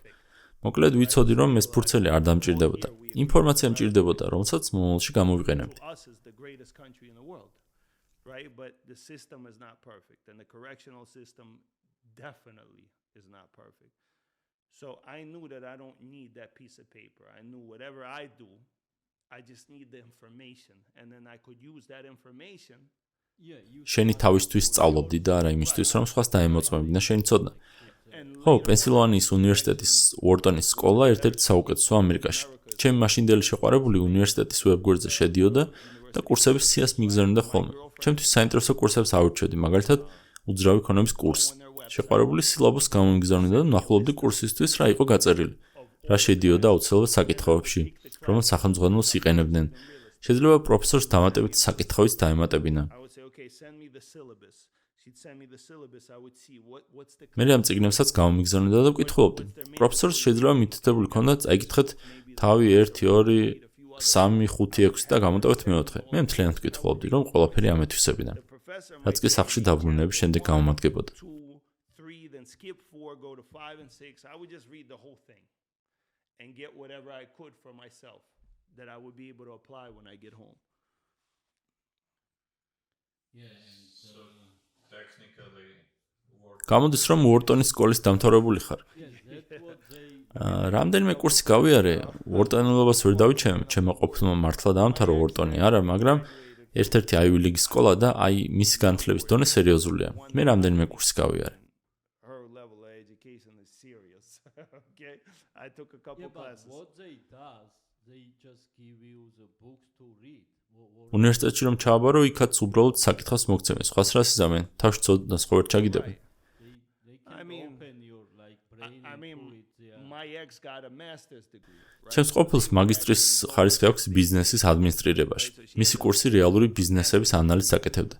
შეიძლება და შენს კომპანიაში მოსულიყვნენ მონაცემების შეემოწმებინათ და ეთქვათ, რა ასპექტები მიდის კარგად და რა ცუდად. შენს ბიზნესს შესასწავლ მაგალითად გამოიყენებდნენ. გეტყოდნენ, რას აკეთებს არასწორად, სად უშვებს შეცდომებს, ან სად გამ სწორ ნაბიჯებს. Study on your business, right? And they would tell you, hey, you're doing this wrong. This is terrible. These are bad mistakes. Or they would say, hey, you're doing it right. So you could actually შენ როგორც ბიზნესის მფლობელს შეგიძლია ერთ-ერთ ასეთ სკოლას თხოვო, რომ მაგალითად გამოგიყენონ. შეიძლება მოვიდნენ და გითხრან ყველაფერს არასწორად აკეთებ, listen, you're doing this all wrong. QuickBooks-იც კი არ გაქვსო. ხო, მაგრამ შენ უკეთ იცი შენი საქმე, ვიდრე იმათ. ბიზნესის კეთება რომ იცოდნენ, მაშინ ბიზნესს გააკეთებდნენ. ეგ ყველაფერი თეორიულია. Just like theoretical. სამაგისტრო პროგრამში არა, შეიძლება იშვიათად შემთხვევაში ეგრეა, მაგრამ მაგალითად ჩემი ყოფილი ბიზნესის მფლობელია. უმეტესი ადამიანი, ვინც ამ კურსებს გადის, კორპორატიულ გარემოში მუშაობს. უკვე გარკვეული თანამდებობები აქვთ კორპორატიულ ან საჯარო კომპანიებში და კარიერულად წინ მიიწევენ. კორპორაციებში დასაქმებულები სხვანაირად აზროვნებენ. სულ ამაზე ფიქრობენ, მათი უფროსი რას ფიქრობს. არ მესმის მათი, მაგრამ ზოგი კარგი ბიზნესმენია. შეიძლება სხვანაირადაც ფიქრობენ, მაგრამ სხვა მონაცემებთან აქვთ საქმე. ხო, რა თქმა უნდა, ზოგი მათგანი ნიჭიერია. But some of them are right, but some of them are good business people. Maybe they think differently, they break down, but they work with different numbers. Yes, of Yeah. course, some of them are pretty. let's take მოდი ცოტა ხანი შევისვენოთ. მერე ურჩად შემოგვიერთდება და მოდი ლენი ციხიდან გამოვიყვანოთ. which I will join and let's get him out of jail. So I wanna talk about ო, ეგრე სჯობს, ვზივარ და ციხის ისტორიებს ყვები. ციხის შემდგომ ისტორიები კიდევ უფრო საინტერესოა. not stories like Yeah, but I want to. მეკითხარით, ჩემ თავს კრიმინალად არ აღვიქომეთ. თქვენ კიდე იქაურობაში მაბრუნებთ. Tell me, are you ready to take me to a place like This is- what we're talking about is Ucha, our friend. ეს უჩაა ჩვენი მეგობარი. American jail and they are our საბჭოთა სისტემაში სხვანაირადაა. აქვე ვიტყვი, რომ მე ჰომოფობი არ ვარ. I'm not homophobic. გეი ხალხის საწინააღმდეგო არაფერი მაქვს, მაგრამ ამერიკულ ციხეებში კაცებს ერთმანეთთან სექსი არ აქვთ. მიღებული არაა. We don't have sex. რუსულ სისტემაში კიდევ თუ აქტიურ როლში ხარ, მაშინ მისაღებად ითვლება. ჩემზე უფროსი ტიპები, რომლებიც რუსულ ციხეშიც იყვნენ ნაყოფები, მეუბნებოდნენ, რომ ჩვეულებრივი ამბავიაო. Yo, like that's okay. არის რაღაცეები, რაც რუსულ და ამერიკულ სისტემებს ერთმანეთსგან განასხვავებს. კითხვა ჩდება ხოლმე. Что если ты slabый? ანუ იმ შემთხვევაში რა ხდება თუ სუსტი ხარ? Slobby, like in the Russian, რუსულ ციხეში თუ სუსტი ხარ და კრიმინალი არ ხარ, დაგჩაგრავენ. they're going to pick on you. In the American prison, ამერიკულ ციხეში თუ ჩამშვები ან პედოფილი არ ხარ, დაცული იქნები. come in. Like so you ესე იგი ამბობ, რომ საკმაოდ სამართლიანია? so you say საერთ ჯამში ასე თუ ისე სამართლიანია. overall, you could ეს არ გამოგვეპაროს, მნიშვნელოვანია. არა, მუშაობს. Thing to miss. it's not missing, it's recorded. yeah. So you გამონაკლისებიც არის, მაგალითად თუ შენი გადამწყვეტი ცუდი ტიპია, შეიძლება სისტემა შენ მიმართ უსამართლო იყოს. მაგრამ საერთ ჯამში ვთქვათ, ახალგაზრდა თუ შემოვა, დაცული იქნება. კითხულობენ ხოლმე, გაუპატიურებებს საფრთხე თუ გემუქრებაო. fair to you, but overall, if a child რუსეთში გამიგია, რომ არასწორად თუ მოიქცევი, შეიძლება გაგაუპატიურონ. ამერიკულ ციხეში თუ თქვათ ახალგაზრდა ხარ, თქვათ 22 წლის, არც დამსმენი ხარ, არც პედოფილი და ვიღაც მოძალადე გადაგეკიდება, სასტიკად მოექცევიან. არც კი გესმით რას უზამენ. იქ უამრავ ხალხს 22-25 წლის შვილები ყავს, მაგას არ დაუშვებენ. they will abuse him, you don't understand what they will do to him. Because somebody has that kid, he's 22. All these guys that are locked up, they have sons that are 22, 25. Never had street life. სხვა სიტუაციაზეც გეტყვით, რასაც შევწრები ვარ კიდეც. Allow it. I'll even tell you this, that, and I seen it happen. If a woman წესით ქალი ოფიცერიც ხომ ჩვეულებრივი პოლიციელია, ანუ მოწინააღმდეგე მხარეა, მაგრამ თუ მას თავს დაესხმებიან, ჯერა რომ ვინმე აუცილებლად გადაარჩენს, იმიტომ რომ ქალია, ვიღაცის დედა, ვიღაცის ქალიშვილია. კონფლიქტის მენტალიტეტი ეგეთია. თუ იმ ტიპმა, ვისაც მისი გადარჩენა უნდა, იცის როგორ გამოიყენოს სისტემა სათავისოდ, გადაჭრით იტყვის, მაგას არ დაუშვებ. მის ადგილზე შეიძლება ჩემი და იყოს. ამის ყურებას არ ვაპირებ. knows how to navigate the system. თავდასხმელს ამის გამო არ მოკლავს, მაგრამ არც იმ ქალის მოკლის საშუალებას მისცემს. ასე რომ ჩემი აზრით, სამართლიანია, განსაკუთრებით უფრო მკაცრი რეჟიმის ციხეებში. სუბუქი რეჟიმის ციხეში სხვა ტიპის დამნაშავეების ხედან. So I believe it's fair. Especially the higher levels. When you get lower, now you're getting a different type of criminal. Yeah, because they are not. Yeah. And yeah, we talk about like differences, Soviet prison and here American. It's but საბჭოთა და ამერიკული სისტემების სხვაობაზე რადგან ვსაუბრობთ, ვიცი რომ საბჭოთა სისტემაში განსაკუთრებით სუსტებს საკნის დალაგება უწევდათ. აქ როგორ არის? system they had to clean up the like seal your room. How is it? Here you pay. აქ ფულს იხდი. ჩემ ტასაცმელს და ჭურჭელს სხვა რეცხავდა. 8 წელი კაფეტერიაში არ დავდიოდი. შეიძლება სამშაბათობით ქათმის დღეს მისულიყავი, თუმცა ეგეც იშვიათად. ქათამიც მოქონდათ ჩემთან. პატიმრები სამზარეულოდან მოიპარავდნენ ქათამს და შეგეძლო მათგან გეყიდა. ბარტერული სისტემაა. ზოგ ციხეში კონსერვებს ყიდიან, ფული უნდა გადაუხადო. So certain prisons sell canned food, conserve. Okay, but Right? who cleans And up? that's და საკნებს ვინ ალაგებს? There's some ყველა საქმისთვის მოინახება ვინმე, ვისაც გადაუხდა. ესე იგი უნდა გადაუხადო? აუცილებელი არაა, თქვა თუ მე და შენ ერთად ცხოვრობთ, ჩვენი საკნის წესებს გადავწყვეტ. ჩემ საკანს რომ გადმოხვალ, ჩემ საკანში რომ გადმოხვალ გეტყვი. გიორგი, ორშაბათს, ოთხშაბათს და პარასკევს უნდა დავალაგოთ. ორშაბათს მე დავალაგებ, ოთხშაბათს შენ, პარასკევს მე. ორშაბათს შენ და ასე შემდეგ. მე პირადად სიბინძურეს ვერ ვიტან. ამიტომ ჩემს თანამესაკნებს ვეუბნებოდი, რომ ორივეს მაგირად გადავიხდიდი, რომ სხვას დაელაგებინა. Sally is about the cleaning, I'm going to pay for you and me because I have OCD. დავისუხდით, ვინმეს მოვნახავდით. სხვა პატიმარს, სხვა პატიმარს, რომელსაც ოჯახი არ ეხმარება და ფულის გამომუშავება სჭირდება. სანაცვლოდ საკანს დამილაგებს, შეიძლება ტანსწმელი გამირეცხოს. He might wash my clothes because to wash my clothes there's like 3 or 4 washers. ეს პატიმარი სხვების თვალში დაკნინდება ამის გამო? არა. არა, სადაც ფული ლაპარაკობს, ნაგავი გაიხვეტებაო. შეიძლება განგსტერი იყოს, მაგრამ ფულის შოვნა უნდადეს. საბჭოთა სისტემაში ესე არ არის. აქ ჩვეულებრივი ამბავია, შეგიძლია ფული იშოვო. სხვა პატიმრობა შეიძლება ჩემი ჭურჭელი გარეცხოს. ეს პატივიცემას იმსახურებს, იმიტომ რომ ფულის შოვნას ვცდილობ, ამაში ცუდი არაფერია. მე შეიძლება დანაზოგი მქონდეს და ყოველდღე $100 გადაურიცხო. იმას შეიძლება 5 ჩემნაირი ტიპი ყავდეს და თვეში $500 შოულობდეს და $200-300 სახლში აგზავნიდეს. მეგობარი მყავს, რომელიც რამდენიმე თვეში ერთხელ თავის შვილებს ფულს უგზავნის. მუშაობდა, ან შეიძლება სამზარეულოდან საჭმელი მოეპარა, რაც ასევე სამუშაოა ციხეში. ამ საჭმელს გაყიდა და სახლში ფულს აგზავნიდა. ასე რომ ამის გამო ზემოდან არავინ გიყურებს. ამიტომ ვთვლი, რომ ფული წმინდაა. საშუალებას გვაძლევს დამშვიდდეთ და მოურიგდეთ. ძალიან კარგი საკომუნიკაციო ინსტრუმენტია. ამერიკელებმა ფულის გამოყენება იციან. საბჭოთა ხალხმა არა. მრავალ სისტემაში ასეა, ფულს სწორად ვერ იყენებენ. წარმოიდგინე საზოგადოება, რომელსაც საკუთრების ფასი არ ესმის. შესაძლებელია, რომ ასეთმა საზოგადოებამ თავის თავზე აიღოს პასუხისმგებლობა, როცა არაფერი გააჩნია? ყველაფერი ყველასია, მაგრამ არავის არაფერი გააჩნია. ეგ არის საბჭოეთი და მე ამ საზოგადოების შიგნით კიდევ გვაქვს ციხე. ამ პერსპექტივიდან ძალიან უცნაური ქვეყანაა.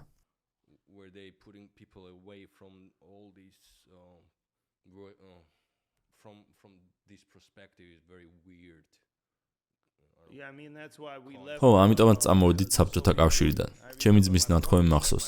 ჩემი ძმა ჩემზე 5 წლის უფროსია. ამერიკაში რომ ჩამოვედით, მე 9 წლის ვიყავი, ის 14-ის. არ ვიცოდი ძმა თუ გყავდა. ჩემი ძმა გარდაიცვალა. აქ რომ ჩამოვედით, დედა ჩემმა კითხა, აბა როგორ მოგწონს საქაურობაო? ჩემმა ძმამ უპასუხა, რთული სათქმელიაო. საბჭოთა კავშირში ბევრი ვერაფერი გექნებოდა, მაგრამ ის მცირე, რაც შესაძლებელი იყო, ქონდა. აქ კი ყველაფერი შეიძლება გქონდეს, მაგრამ მაინც არ გვაქვსო. ეს იმიტომ იყო, რომ ახალი ჩამოსულები ვიყავით. რთული პერიოდი იყო. ვეუბნები ხოლმე დღევანდელ იმიგრანტებს, რამდენი უკრაინელი, ქართველი, ბელარუსი და რუსი ჩამოდის.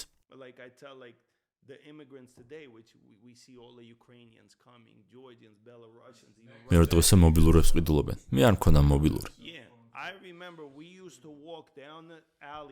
ჩვენ კოტმენთან ცხოვრობდით და მახსოვს ვიწრო ქუჩებზე დავდიოდით. იქ სახლებს შორის გარაჟები იდგა და ვიწრო ქუჩებია გაყვანილი, სადაც კვირის სხვადასხვა დღეს ნაგავი გამოქონდათ ხოლმე. ყველა ქუჩას თავის ნაგვის დღე ჰქონდა.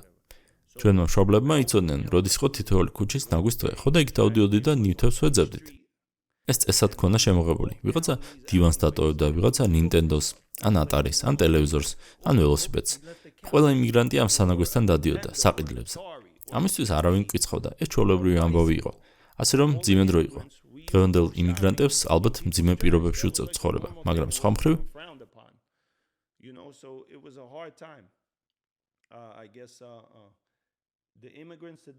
მოდი ასე ვთქვათ, ჩვენ ნარჩენების გადამუშავებას ვარჩევთ. სათანადოდ არ აფასებენ თავიანთ მდგომარეობას. ერთ დღეს ჩამოვლენ, მეორე დღეს მობილურს ყიდულობენ. მე 3 თვე არ მქონდა მობილური. მე რომ ჩამოვედი, მობილურები ჯერ არავის ქონდა. მაშინ მობილურები არ იყო. მგონი დრო ციხიდან გამოგიყვანთ, უფრო მაინტერესებს, მეც უფრო მაინტერესებს. შენ ახსენე სიტყვა გამასწორებელი. საქართველოში სხვა ტერმინს ვიყენებთ. სასჯელახსრულების დაწესებულებას. აქ კი გამომასწორებელ დაწესებულებას ამბობთ. შორიდან რო უყურებთ, მომწონს სიტყვა გამასწორებელი. მერე შენ გიყურებ, კარგი ადამიანი ხარ, ერთად საქმიანობდით. შენარი გამოცდილების მქონე რამდენიმე სხვა ადამიანსაც ვიცნობ. ცუდად არ გამიგო, მაგრამ გამოსწორებულებს. ჩემი გადმოსახედიდან სისტემამ გამოგასწორათ. ეს სიტყვა რეალობას შეესაბამება?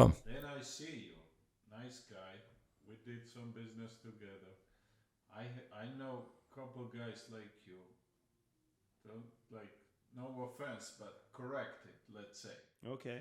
So system corrected you to me. Is that word justified? მხოლოდ უმცირეს შემთხვევებში. საერთო ჯამში მე ვიტყოდი, რომ ციხეში მყოფი ადამიანების 85%-ის შეიძლება 90%-ის ადგილი ციხეშია. ჩემი ადგილი ციხეში იყო. დანაშაულები ჩავიდინე და ციხეში უნდა მჯდარიყავი.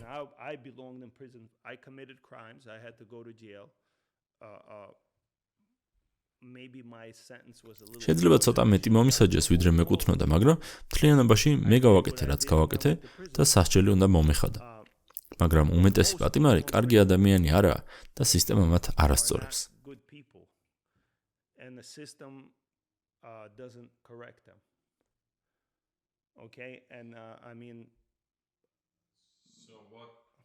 ანუ ის რამაც შენ გამოგასწორა, იმათ ვერ გამოასწორებს? რა არის მიზეზი?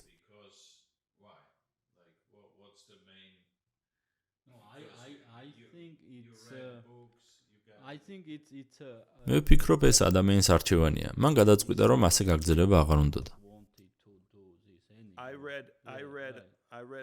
წლების წინ ჯერ კიდევ ციხეში რო ვიყავი, Daily News-ში ერთი სტატია წავიკითხე კაცზე, რომელიც ბევრჯერ დაიჭირეს და გამოუშვეს. ბოლოს 15 თუ 20 წელი იჯდა, აღარ მახსოვს.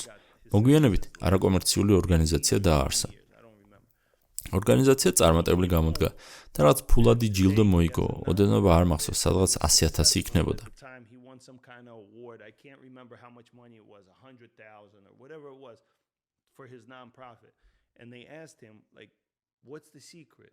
ამ კაცს კითხეს, რაშია საიდუმლო, ამდენი ხალხი ისევ და ისევ ბრუნდება ციხეში. შენ რა განგასხვავებს მათგან? მან უპასუხა, ყველაფერი ციხეში მისვლის დღიდან უნდა დაიწყოსო. მანამდე რამდენჯერაც ვიჯექი ციხეში, განთავისუფლებამდე 5 თვით ან 1 წლით ადრე წარმოდგენა არ მქონდა სახლში რომ მივიდიოდი, რა უნდა გამეკეთებინაო. ამაშია საქმე, რომ სახლში მისვლისთვის მზად არ ხარ. როგორც გითხარით, ციხეში მისვლიდან 1 კვირის თავზე თუ უფრო ადრე არა, როცა უყურებდი სხვები როგორ თამაშობდნენ მონოპოლიას და კარტს, ვიცოდი რომ მე ასე არ შემეძლო. რამენაირად ინტელექტუალურად აქტიური უნდა ყოფილიყავი, უნდა წამეკითხა, რამე გამეკეთებინა, თორემ შევიშლებოდი. ამიტომ განათლების მიღება დავიწყე.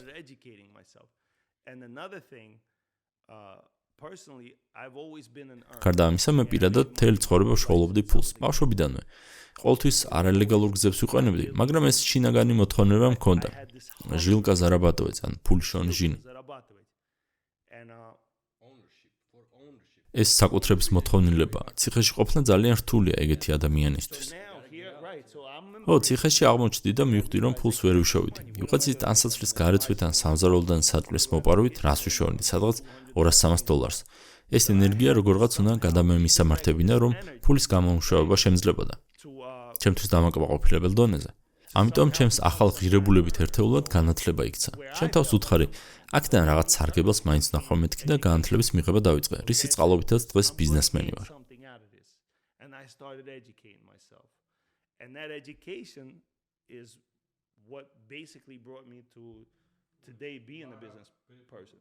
უმეტესი ადამიანი ასე არ იქცევა. ასეა, შეიძლება ის ჟინი არ აქვს, თუმცა ზოგს აქვს, რა თქმა უნდა, ერთადერთი არ ვარ. ციხეში როცა ხვდები, გარეთ მყოფების მიმართ დიდი უპირატესობა გაქვს. დრო. ყურადღება ისე არ გაგეფანტება, როგორც მე. მიხარია, რომ გარეთ ვარ, მაგრამ აქ ყურადღების კონცენტრაცია რთულია.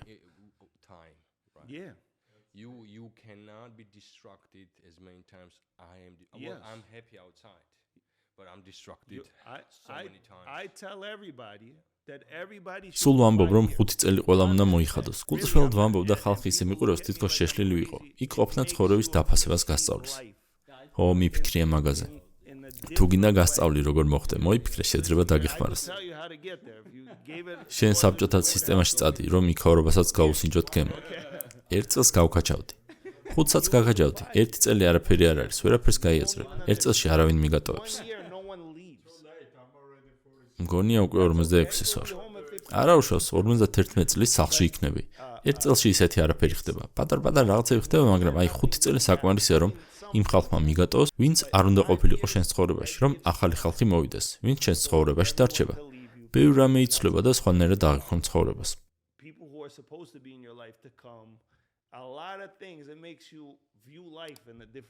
გაფილტრვა ხდება. ეს დრო იმისკენ გიბიძგებს, რომ მედიტაცია, კითხვა, თვითრეფლექსია დაიწყო. მანამდე გითხარით, ციხემ თავდაბლობა მასწავლა მეთქი. იქ შენი ზედამხედველები ხანდახან ისეთი ადამიანები არიან, რომლებსაც სამსახურშიც არ აიყვანდი. არაკომპეტენტურები არიან. ან კიდე მითითებებს გაძლევენ. მოდი, იატაკის ჯოხი აიღე, ის გააკეთე. და შენ იძულებული ხარ დაუჯერო. ასე რომ თავდაბლობას სწავლობ. იმას არ ვამბობ, რომ ყველა ოფიცერი გაუნათლებელია. ზოგი კარგი ადამიანი იყო, მაგრამ ზოგჯერ ისეთი ტიპებიც გვხვდებიან, ვისაც სკოლაში ჩაგრავდნენ, მერე ოფიცრები გახდნენ და ახლა ამ ძალაუფლებას ბოროტად იყენებენ. ეკთები ყველა სფეროში არიან, კორპორაციულ სფეროშიც. But some of them, sometimes it is that guy who was picked on in school that became a CEO and now he's abusing his power. But that's in all walks of life, in corporate life. I used to have a guy come visit me. A friend of mine, maybe Max knows who he is. ერთი ნაცნობი მოდიოდა ხოლმე ჩემს სანახავად. შეიძლება მახომ იცის ვიზეც ვამბობ. მენეჯერი გახდა და მეუბნებოდა, მიყვარს ძალაუფლება და ჩემ ქვეშემრდომეებისთვის ბრძანებების მიცემაო. მე ვუთხარი, ამ ოფიცრებს მაგონებ მეთქი. ასეთი ხალხის ინტერესი არასამუშაო შესრულება ან საკუთარი თავის გაუმჯობესება, ან სხვების მენტორების გაწევა, არამედ ძალაუფლება. ნეიროქიმიკატების აქტივობა მოსწონს. ხო? So basically, Yeah, that's you have no 16 years. It's a lot, but we have friend. He 16 წელი დიდი დროა, მაგრამ ჩვენ ერთი მეგობარი ყავს, ალბათ მახო გეტყოდათ, მას 60 წელი მიუსაჯეს. 60 წელი იჯდა, არა 10 წელი აზის და 50 დარჩა. He did 10, he got 50. as a ესე იგი ეგ სამუდამო პატიმრობაა. მე წავს მეგობრები იგივე სიტუაციაში. რას ეტყოდი ამ ადამიანებს? წარმოიდგინე, რომ 27 წლის ასაკში იმედი გაქვს, რომ გამოხვალდა. რომ გამოვა 87-ის იქნება. I have a friend, so I'll tell you about a guy I was locked up with. ერთ ტიპზე მოგიყვებით, რომელიც ჩემ ციხეში იჯდა. 7 თანმიმდევრული სამუდამო პატიმრობა ჰქონდა მისჯილი, ბოსტონში. 4 სამუდამო პატიმრობის განაჩენი მოიშორა, თუ 3 აღარ მახსოვს. გაასაჩირა და 3 გაუუქმეს. He got rid of 3 life sentences. And he threw a party and said, წოულება მოაწყო და იძახდა, 4-იც დამრჩა და ეგაა. 4-იც დამრჩა და ეგაო. ჩემს მეგობარს სამუდამო მიუსაჯეს. მეც მჯერა და მასაც რომ შეძლევთ მის სახლში დაბრუნებას, ასე რომ იმედი ბოლოს კვდება. hope dies last. Yeah. იმედი ყველაზე მნიშვნელოვანია. Right, so as long as you თუ გჯერა რომ რაღაც შეიცვლება, ცხოვრების გაგრძელება შეიძლება. რა თქმა უნდა, ჩემი სიტუაცია და სამუდამო პატიმრობა ძალიან განსხვავდება, მაგრამ ერთ შემთხვევას მოგიყვებით. მახსოვს სახლში რომ დაბრუნდი, წოულებაზე წავედი 2 მეგობართან ერთად, რომლებიც მანამდე ასევე ისხდნენ ციხეში. ერთმა 12 მოიხადა, მეორემ 15. დაბადების დღის სუფრაზე ვიჯექით მათ ოჯახთან ერთად, ხანში შესულ ხალხთან. ჩემი მეგობრები ჩემზე უფროსები არიან. older people, these guys are ისინი ფილადელფიაში გავიცანე, ბავშვობაში. ისინიც ქუჩის ბავშვები იყვნენ, რომლებსაც მისაბაც მაგალითებად თვლიდით. მათი დაჭერიდან 4 წელიწადში მეც დამიჭირეს. მოკლედ, მათ ოჯახებთან ერთად ვზივარ და მათი დეიდა გვეუბნება. რამდენი წელი დაკარგეთ, გული შემტკივა თქვენზეო. I feel so bad for you guys.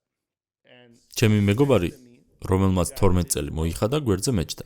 მაშინ მოლის მეძახდნენ. მომიტრიალდა და მითხრა: "მოლი, უპასუხეო, უკვე იცოდა რასაც ვეტყოდით. ციხეშიც კი თავს ისე არ გრძნობთ, თითქოს წლებს ვკარგავთ. ცხოვრებას ვაგრძელებთ, ცოცხლები ვართ. ვისაც სამუდამო აქვს მისჯილი, მაინც ცოცხალია. მისი ცხოვრება ფასეულია, შეიძლება მისი შვილებისთვის, ან ციხეში ახალშემოსული ბიჭისთვის. 21 წლის ასაკში მე ვიყავი ეგ ბიჭი. შეიძლება მენტორობას მიწევს და მეუბნება: "კარგად იქნები შვილო, მოიხდიან 16 წელს და კარგად იქნები." ეს რო გამოიყენიო. ასე რომ ცხოვრება იქაც გრძელდება. ბუჭად არ უნდა დახარჯო. you'll be fine. Use this time productively. So it's still life. Don't waste it. Right? agree with you. I think her perspective is that, why she said, I think why she says that. გეთანხმები. ჩემი აზრით იმ ქალს, ვინც ეს შეხედულება გამოთქვა, არ სჯერა რომ საზოგადოებისგან ცალკე ცხოვრება შესაძლებელია. ახლა ინტერნეტი გვაქვს, ყველაფერი ბევრად უკეთესადაა. ალბათ პოდკასტის გაკეთებაც შეგიძლია, რადგანაც არა. Not in prison, but yeah, she ციხეში არ შეგიძლია, მაგრამ იმ ქალს არ სჯერა რომ შეგიძლია სრულფასოვანი ცხოვრება გქონდეს, რადგან ციხე არ გამოუცდია. ეს ვერ წარმოუდგენია. მახსოვს ხალხი ჩემს დაანახავთ რომ მოდიოდა შეწუხებლის სახეებით მიყურებდნენ. მე კიდევ კარგ ხასიათზე ხვდებოდი ხოლმე. ვიცოდი, ამის შემდეგ ბლოგში დავუბრუნდებოდი და წავიკითხავდი, ან ეზოში გავიდოდი გასარუჯად. მეგობრებს დაველაპარაკებოდი და ასე შემდეგ. მახსოვს სადღაც 8 წელი რომ მოვიხადე და კიდევ 7 მქონდა დარჩენილი, დედა ჩემს უთხარი: "დედა, დღესვე რომ მოკვდე, ბედნიერი მოკვდები მეთქი, რადგან ზუსტად იმას ვაკეთებ, რაც საჭიროა, ვცხოვრობ." I told my mom, if I died today, I'm going to die a happy man. because I'm doing what I'm supposed to be doing. I'm living life. Okay? I can't აქ make ფულს ვერ money უშოვი და here. ოჯახს I ვერ can't შექმნი, have a მაგრამ family. ყველა სხვა მხრივ წინ მივდივარ, გონებრივად, სულიერად, განათლების მხრივ, პიროვნულად ვითარდები. ეგ არაა ადამიანის დანიშნულება? What we need to do as human beings, right? It's all about education. There's a book called Tuesdays with Maury about a guy who's dying, like his ერთი წიგნია სამშაბათები მორისთან ერთად, ასე ქვია. მომაკვდავ კაცია, რომელსაც სხეული აღარ ემორჩილება. ავტორი მისი სტუდენტი იყო და ყოველ შაბათს ყოფილი ლექტორის მოსანახულებლად დადეს. მიდის და ხედავს, რომ ეს კაცი, რომელიც დღე-დღეზე მოკვდება, ჩინურს სწავლობს. And he's learned Chinese, and the professor is explaining to him, listen, you live every day. You gotta make every day. ავტორს count. უხსნის, Life is short. რომ ყოველი დღე უნდა ვიცხოვროთ, ყოველი დღე უნდა გამოვიყენოთ. ცხოვრება მოკლეაო. ჩემი სხეული კვდება, მაგრამ მე ჯერ კიდევ ცოცხალი ვარ. I still gotta live. Right? So it's not we're all დღეს ასეთი კარტები დამირიგდა და უნდა ვითამაშო, უნდა ვიცხოვრო. ოდესმე ყველანი მოკვდებით. თითოეული ადამიანი საქართველოში, რუსეთში, ამერიკაში. ასე რომ ყველა დარჩენილი დღე მთელი სისავსით უნდა ვიცხოვროთ. სიკვდილი გარდაუვალია. the life that you have and live every მანამდე კი უნდა დატკბე იმ ცხოვრებით, რომელიც მოგეცა. იქნება ეს ციხეში, პარალიზებულ სხეულში, საქართველოს რომელიმე სოფელში თუ ჩაგვრის პირობებში. უნდა იცხოვრო. not oppressed wherever you're at, you gotta live. If you were isolated, let's say you were like I don't know, from one of the villages in Georgia, which is like very high mountain. წარმოვიდგინოთ, რომ საქართველოს რომელიმე სოფელში ცხოვრობ, სადმე მთაში. იქ დავიბადე, იქ ვიცხოვრე და იქ მოკვდი. ყველაფრისგან მოწყვეტილი ვარ და გარკვეული თვალსაზრისით ციხეში ვარ. თუ შორი ხედვით შევხედავთ. წარმოდგენა არ მაქვს ამ მთის იქით რა ხდება, მაგრამ მე რა მოხდა? ხალხი იქაც სრულყოფილად ცხოვრობს. არაფერიც არ მოხდა. Yeah. I'm on your side, but you're gonna have to find out on this moment, right now. ხო, მეც მაგის თქმა მინდა. აქ და ახლა უნდა იპოვო სიმშვიდე. ხო, სულიერი სიმშვიდე. და დრო და ენერგია უნდა გამოიყენო. დრო კიდე თავზე საყრელად გვაქვს. მთელი ეს ენერგია უნდა მოიკრიბო. And me honestly, I'm sorry. მე პირადად ბოდიში რომ გაწყვეტინებ, მართალი რომ გითხრათ, მე ციხეში ყოფნა მირჩენია ვიდრე საქართველოს რომელიმე მთიან სოფელში. იმიტომ რომ იქ ირგვლივ უამრავი ხალხია, იდეებია, იქ მთაში კიდე არასაკმარისი სტიმულაცია. ო, ზუსტად, თუ სადმე მთაში ვარ, ვერავის დაველაპარაკებ. If I'm in some მესმის. mountain, there's nobody to talk to. You know? When your mother came after 8 years, მაშინ 8 წელი უკვე მოხდილი რომ მქონდა და დედა შენს ელაპარაკებოდი, შენი დღეების განრიგი უკვე გაწერილი გქონდა. თავისუფალი დრო აღაც გრჩებოდა. რადგან უნდა წაგეკითხა, ან ყოველთვის რაღაცით ვიყავი დაკავებული. ხო, ეგ მნიშვნელოვანია. I didn't like wasting დროის კარგვა არ მინდოდა. თუ თქვათ, ვიღაც ისეც ვესაუბრებოდი, ვისთან ურთიერთობაც არც ჩემს მომავალს წაადგებოდა და არც მას ეხმარებოდა, ვეუბნებოდი, მეგობარა, საქმე მაქვს, უნდა წავიდე მეთქი. მახსოვს ჩემი მეგობრები, ვისთანაც დროს ვატარებდი, მე ფილადელფიის მანქანაში ვიყავი, ამიტომ ფილადელფიელები ავტომატურად ჩემიანები იყვნენ. მე ეზოში იშვიათად გავდიოდი, მხოლოდ დილაობით ან ღამით სასერინოდ. ისინი კიდე სულიქ ისხდნენ. დრო გაყავდათ და უაზრობებზე ლაპარაკობდნენ. სხვათა შორის, ზოგიერთთან დღესაც მეგობრობ. and I'm still friends with some of them. And they would say, "Hey, Lenny, like you could come ეხუბრებოდნენ ხოლმე. ჰეი, ლენი, შეგვიძლია გამოხვიდე ეზოში. ეზოში გამოსვლის პრივილეგიები არ წაგვირთმევია შენთვისო. მე ვეუბნებოდი. მე მირჩევნია რომ ბლოგში დავრჩე და წავიკითხო. არ ჩდომა და დროის კარგვა არ მინდა მეთქი. ერთი წუთის დაკარგვაც არ მინდოდა. a minute." I want to ask you a question. Here you mentioned this post. I love it. I can read it 100 times. You said ერთი კითხვა მინდა დაგისვა. დასაწყისში შენი პოსტი წავიკითხეთ. მიყვარს ეს პოსტი, შემიძლია 100 ჯერ წავიკითხო. იქ ახსენე რომ მეგობრება მიგატოვეს. ამ გამოცდილებამ რა გავლენა მოახდინა შენზე? ადამიანების შეფასების თვალსაზრისით. someone could be ახლა როცა ახალ მეგობარს იძენ, ფიქრობ რომ ხვალ როცა ისევ აღმოჩნდები ციხეში, ნეტავ ეს თუ მიმატოვებსო? judgment. Okay, what if I get arrested tomorrow? Will this guy leave me? Trust that. My grandfather was კი ვფიქრობ ხოლმე მაგაზე. ბაბუა ჩემი მეორე მსოფლიო ომში იბრძოდა. ამიტომ პურს არასოდეს აგდებდა. ერჩვენა ამ პურით სუპი გაეკეთებინა. მე სულ ვეკითხები ჩემს თავს, რომ დამჭირონ ეს ადამიანი დარჩება ჩემს ცხოვრებაში? ასე ვფიქრობ განსაკუთრებით ქალებთან მიმართებით. ვცდილობ დავადგინო, დარჩება თუ არა ეს ქალი ჩემს გვერდით, თუ განსაცდელი დამატყდება თავს. მიუხედავად იმისა, რომ ციხეში დაბრუნებას არ ვაპირებ, არანაირ დანაშაულს არ ჩავდივარ. ჩემი გონება ავტომატურად ასე მუშაობს წარსული გამოცდილების გამო. life's experiences. კომპლექსი ჩამოგიყალიბდა? Yeah, I can't shake it. I can't get rid of it. I assess, yeah.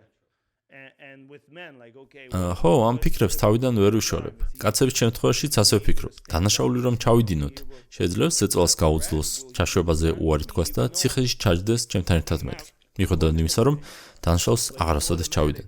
გონება ავტომატურად ასე მუშაობს. იმ გამოცდილებებმა შენი აზროვნება შეცვალა.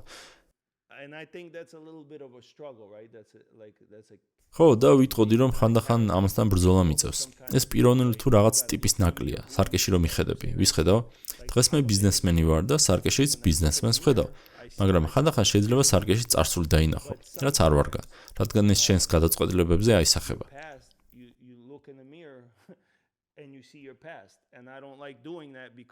გადაწყვეტილებებს ყოველდღე ვიღებთ. როგორ მიუდგები ამ გადაწყვეტილებას? აწყოში წარსულის მიხედვით იმოქმედებ, თუ იმის მიხედვით, რაც დღეს ხარ.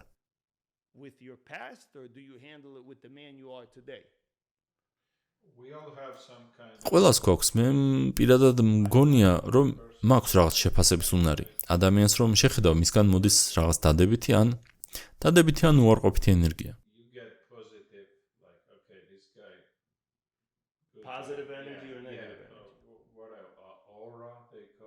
ხო, აურას რომ ეძახიან. თუმცა შენი გამოცდილებიდან გამომდინარე წარმომიდგენია, რომ რთულია. ამიტომ დაგისვი ეს შეკითხვა. ის ხალხი შენთვის ახლო მეგობრები იყვნენ.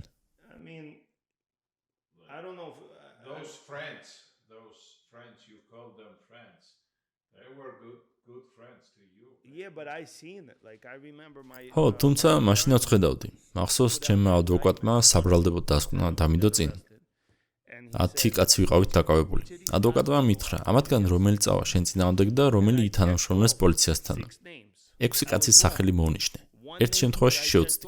ერთ-ერთ ადამიანს, რომელიც მოვნიშნე, არ უთანამშრომლია. 5-მა ითანამშრომლა, 5-მა არა. ასე რომ ვიცოდი, ვისთან მქონდა საქმე. ვიცოდი, ვინ როგორი ადამიანი იყო. ვინ იყო სუსტი, ვინ არა, ვინ გაუძლებდა სიტუაციას, ვინ ვერა. სწორად დაასახელე? ვინც ითანამშრომლა, ყველა დავასახელე. დღესაც ვამბობ ხოლმე, რომ უნდა ვიცოდეთ ჩვენი მეგობრების სისუსტეები. ყველას აქვს თავის სუსტი მხარეები. შეიძლება შენს რომელიმე მეგობარს $1,000,000 ანდო, იმან $1 არ მოგპაროს. დანაშაული რო ჩაიდინოთ, არ დაგასმინოს, მაგრამ შენს ცოლთან მიმართებაში სანდო არ იყოს. მეორე მეგობარი შეიძლება სხვა რამეში არ იყოს სანდო. სისუსტე ყველას აქვს. ასე რომ ჩვენ გვევალება ვიცოდეთ ჩვენი მეგობრების სისუსტეები და ავიცილოთ ისეთი სიტუაციები, სადაც ეს სისუსტეები გამოვლინდება. რომ დავეხმაროთ. ხო, დავეხმაროთ. მაგის პატიება შეგიძლია? რას გულისხმობ?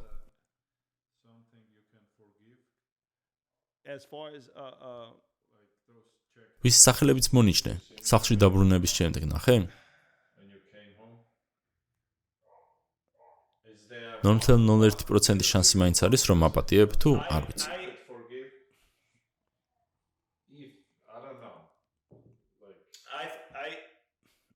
I don't wish anybody bad. I'm thinking of a situation right now where one of my co-defendants ცუდს არავის უსურებ. ერთ-ერთი თანაბრალდებული, რომელიც ჩემი ახლო მეგობარი იყო, გარდაიცვალა. ნანობ რომ არ ველაპარაკებოდი, ასე რომ ხო, პატიობ. So yeah, I forgive him.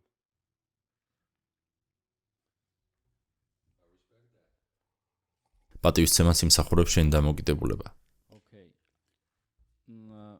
Then you say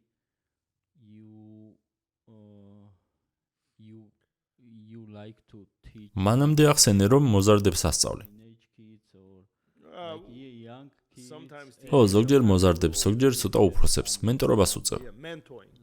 შეგიძლია მაგის შესახებ მოგვიყვე, რა მიდგომა გაქვს? Little bit more about it, like how ალბათ ისინიც ქუჩის ბავშვები არიან, როგორც საკუთარ თავზე ამბობდი. ხო, ხედავ რომ ეს ბავშვებიც იგივე შეცდომებს უშვებენ, რასაც მე უშვებდი. შეიძლება იგივე შეცდომებს არ უშვებენ, მაგრამ ისევე რომანტიზებული აქვთ კრიმინალი, როგორც მე მქონდა. ამიტომ ვცდილობ ამ გზას ჩამოვაშორო.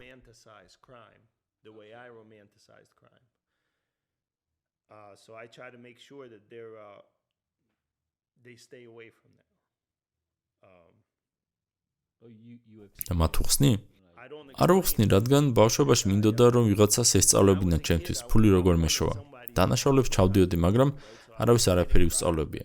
შეგიძლია ასეთ ბავშვს უთხრა, ნუ ჩადიხარ დანაშაულსო. დედა ჩემი მეუბნებოდა, ნუ ჩადიხარ დანაშაულს, როგორ შეიძლება სწორად უნდა მოიქცეო, მაგრამ დედა ჩემი ორ სამსახურში მუშაობდა, არაფერი გააჩნდა. რა უნდა ესწავლებინა ჩემთვის? She don't really have anything. So what can she teach me? Right? That It was not good. კარგ მაგალითს ვერ გაძლევდა? კარგი მენტორი ვერ იქნებოდა. სახელმძღვანელო მითითებები გჭირდება. you need somebody to teach you გჭირდება რომ ვიღაცამ გვასწავლოს. the way. So გზა დაგვანახოს. თუ ბავშვს მენტორობას უწევ, ვეტყვი, ამ მოაზრობის მაგივრად შეგიძლია ამ გზის წახვიდე მეთქი. მაგალითად ავიღოთ ერთი ბავშვი, რომელსაც მენტორობას უწევდი. ის არაფერს აშავებდა, მაგრამ ხედავდი, რომ ეს იდეა რომანტიზებული ქონდა. დავეხმარე, რომ სახლი ეყიდა. მინიმალური პირველადი გადასახადით. ფედერალური საბინაო ადმინისტრაციის ცესხი გამოვიტანეთ. ერთი ტიპი ყიდა სახლს 480,000-ად. ჩემი მეგობარი იყო. ეს სახლი არ ეყიდებოდა და შესაძლებლობა დავინახე. შევთავაზე მოთხოვნილ ფასს გადავიხდით, მაგრამ შენ მაკლერი გაათავისუფლე და მაკლერის ნაცვლად ჩემ მეგობარს მიეცი გამყიდველის 6%. დამხმარე შენატანის სახით მეთქი. ესე იგი, თვითონ მაინც მიიღებდა სასრულ თანხას, მაგრამ დასკვნითი ხარჯების გასტუმრებაში დაეხმარებოდა. 6%. Give my friend here 6% sellers. ასე რომ ამ ბიჭმა $20,000 წინასწარი შენატანით იყიდა სახლი, რომელიც ახლა 9 მილიონი ღირს. ის ხო პირველი ეტაპი, ამ შემდეგ მოსწყურდა საქმის კეთება. იძახდა, ლენი, კიდევ სხვა რამე გავაკეთოთ, კიდევ რამე გავაკეთოთ. Today. So that was the first step. Then this kid is hungry. He's like, Lenny, I need to do more. I need to do more. ახლა საკუთრების მფლობელია, რასაც პასუხისმგებლობაც მოსდევს. Yeah. And he ხო, სახლში ორ ადამიანთან ერთად გადავიდა, რომლებიც ქირას უხდიდნენ. ასე რომ მცირე თანხების გადახდა უწევდა, სადღაც $500 თვეში. მოგვიანებით პატარა სახლის ყიდვა უნდოდა. უთხარი, ერთი სახლის მაგივრად მრავალბინიანი იყიდე მეთქი. იმიტომ რომ მე თვითონაც ერთი სახლის ყიდვა არ მინდა. მას რატომ ურჩიო უღარესი ვარიანტი? უთხარი, რომ ასე ზუსტად იმდენივე შრომა დასჭირდებოდა და უფრო დიდ შენობას მიიღებდა. და დავეხმარე, რომ სამბინიანი სახლი ეყიდა, სესხი აიღო. ახლა ეს ბიჭი 23 თუ 24 წლისაა და სამბინიანი შენობის მესაკუთრეა, კომერციული ფართის და 2 ბინის.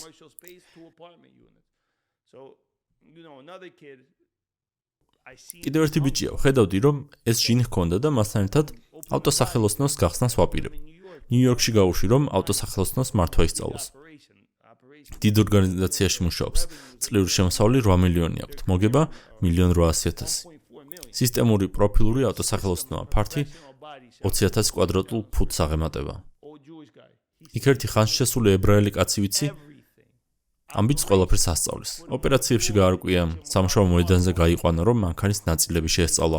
მერე ოფისში გადავა და იქ ისწავლის ანგარიშის წარმოებას, ფასების გაანგარიშებას, აბსოლუტურად ყველაფერს. და ეს მხოლოდ ორი მაგალითია.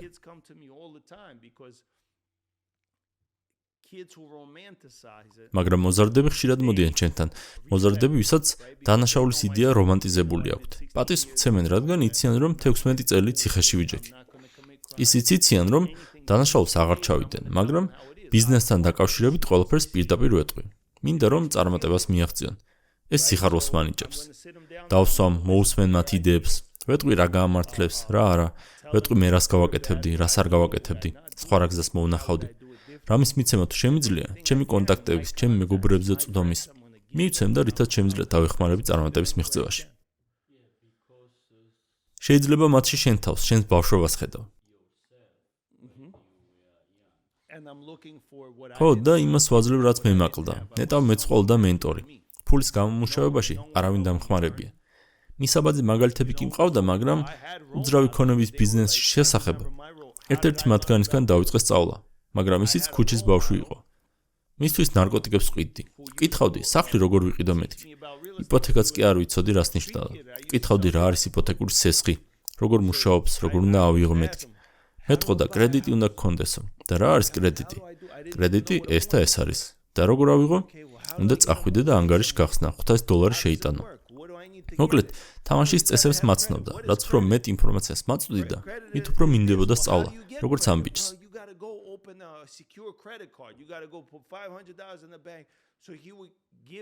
ეს ბიჭი ძალადობს ჩემზე. იმდენად ხშირად მიერეკავს, დღეში 100-ჯერ მიერეკავს და მეკითხება, ეს როგორ ქნა, ის როგორ ქნა, ეს კონტრაქტორი ყავს, ხანდახან ჭკვიდან გადავდივარ, მაგრამ პატივს ვცემ, რადგან მეც ეს ბიჭი ვიყავი. because it was me.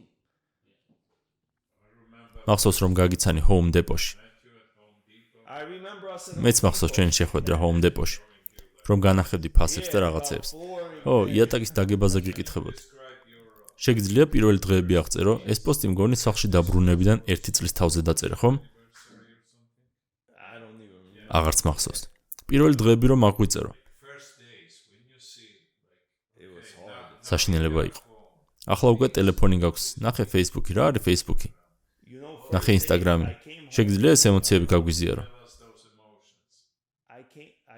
სახლში რომ დაბრუნდი, ხუთშაბათი დღე, მგონი ხუთშაბათი იყო. ვიცოდი რომ ფედერალურ სისტემაში 72 საათი გაქვს იმისთვის რომ პრობაციის ოფიცერი ნახო.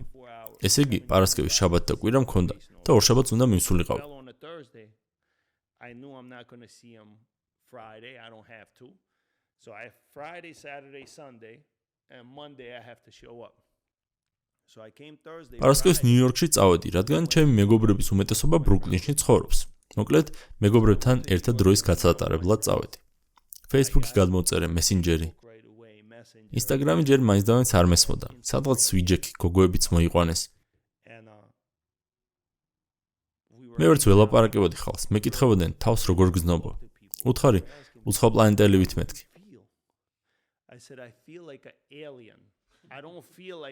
ის შეგრძნება კი არ იყო, რომ თითქოს ერთი ქვეყნიდან მეორეში ჩავედი. არამედ ისეთი განცდა მქონდა, თითქოს საერთოდ არც ერთი ქვეყნიდან არ ვიყავი, ვერც ვიძინებდი. ეგ რომელი წელი იყო? 2018. არაკომფორტულად გრძნობდი თავს. ჩემი მეგობრები და ორი გოგო იყვნენ, ისეთი არაფერი, მაგრამ კითხვებს მისვავდნენ. თავს როგორ გრძნობო? მე კიდევ უცხო პლანეტელებით გრძნობდი თავს. ამავდროულად შეტყობინებები მომდიოდა ტელეფონზე. Facebook-ის პროფილი შევქმნი და მწერდნენ, კეთილი იყოს შენი დაბრუნება, დამირეკე მომწერო. ეს ყველაფერი ერთბაშად მეტი იყო. Hey, welcome home, call me, text me. And it was overwhelming. So I came Friday, from Friday to Saturday, I believe. And წესით შაბათს უნდა წამოსულიყავი. მეგობარმა ბრუკლინში სასტუმროს ნომერი აიღო ჩემთვის, მაგრამ ერთ ფილადელფიელ მეგობარს დაურეკე და ვთხოვე, მანქანით გამომიარე მეთქი. იმან მითხრა, რამდენიმე საათში მოვალო. მაგრამ უთხარი, არა, რამდენიმე საათში არა, ახლავე მეთქი. ემოციებმა ამიტანა. გამომიარა, ფილადელფიაში წავედით. ერთი გოგო მყავდა, რომელიც რამდენიმე წელი ციხეში მაკითხავდა ხოლმე. მე და ამ გოგომ საჭმელი შევუკვეთეთ. ტელეფონი გამოვრდი. ნამეტანი იყო ჩემთვის. და სარდაფში დავრჩით მთელი ის დღე, მეორე დღეც. და სარდაფში დავრჩით მთელი ის დღე, მეორე დღეც, თორემ მეტი იყო. the rest of that day, the next day, just for me it was too much. ყველაფერი უნდა გადაგეხარშა. უნდა გადამეხარშა. პირველი 2-3 კვირა ვერ ვიძინებდი. წესიერ საწოლში ძილს გადაჩეული ვიყავი. ციხეში რკინის საწოლები ჰქონდა, თხელი ლეიბებით. უცებ რბილ ლოგინში აღმოჩნდი. სახლში ვიღვიძებდი. ერთადერთი ადგილი, სადაც შედარებით მაინც ვგრძნობდი თავს ნორმალურად, სპორტ დარბაზი იყო, რადგან ამას მიჩვეული ვიყავი.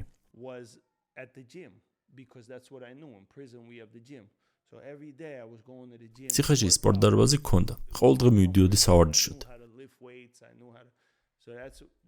მთავრობა ჩემი კომფორტი ზონა იყო. ვიცოდი რა როგორ უნდა გამეკეთებინა. მახსოვს პრობაციის ოფიცერს რომ შევხვდი უთხარი, ღამე არ მძინავს მეთქი. აფორიაქებული ვიყავ. მან მითხრა, ეგ ნორმალურია. ბევრს ვინც დიდი ხნის შემდეგ ბრუნდება სახლში, ასე იმართებაო. ვავაში სენდვიჩს ვერ უკვეთავდი. კომპიუტერები ჰქონდათ შემოღებული შესაკვეთად. მახსოვს, ედის დაურეკე, სენდვიჩი როგორ შევუკვეთო მეთქი. ის ვკარნახავდა, რისთვის უნდა დამეჭირა და ასე შევუკვეთე. თან ედი კარგად ვერ მიხსნიდა, რა არის მე უნდა მექნა, მაგრამ ბოლოს როგორღაც მოვახერხე ამ სენდვიჩის შეკვეთა. რამდენიმე კვირაში ყველაფერი შედარებით გაიოლდა, მაგრამ ძალიან ნელა. Little by little by little by little.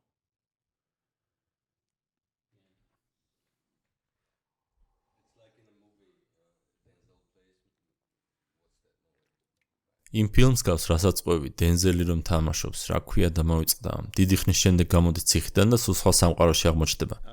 გონი არ მაქვს ნანახი. განგსტერი რომა, მთელი ისტორია.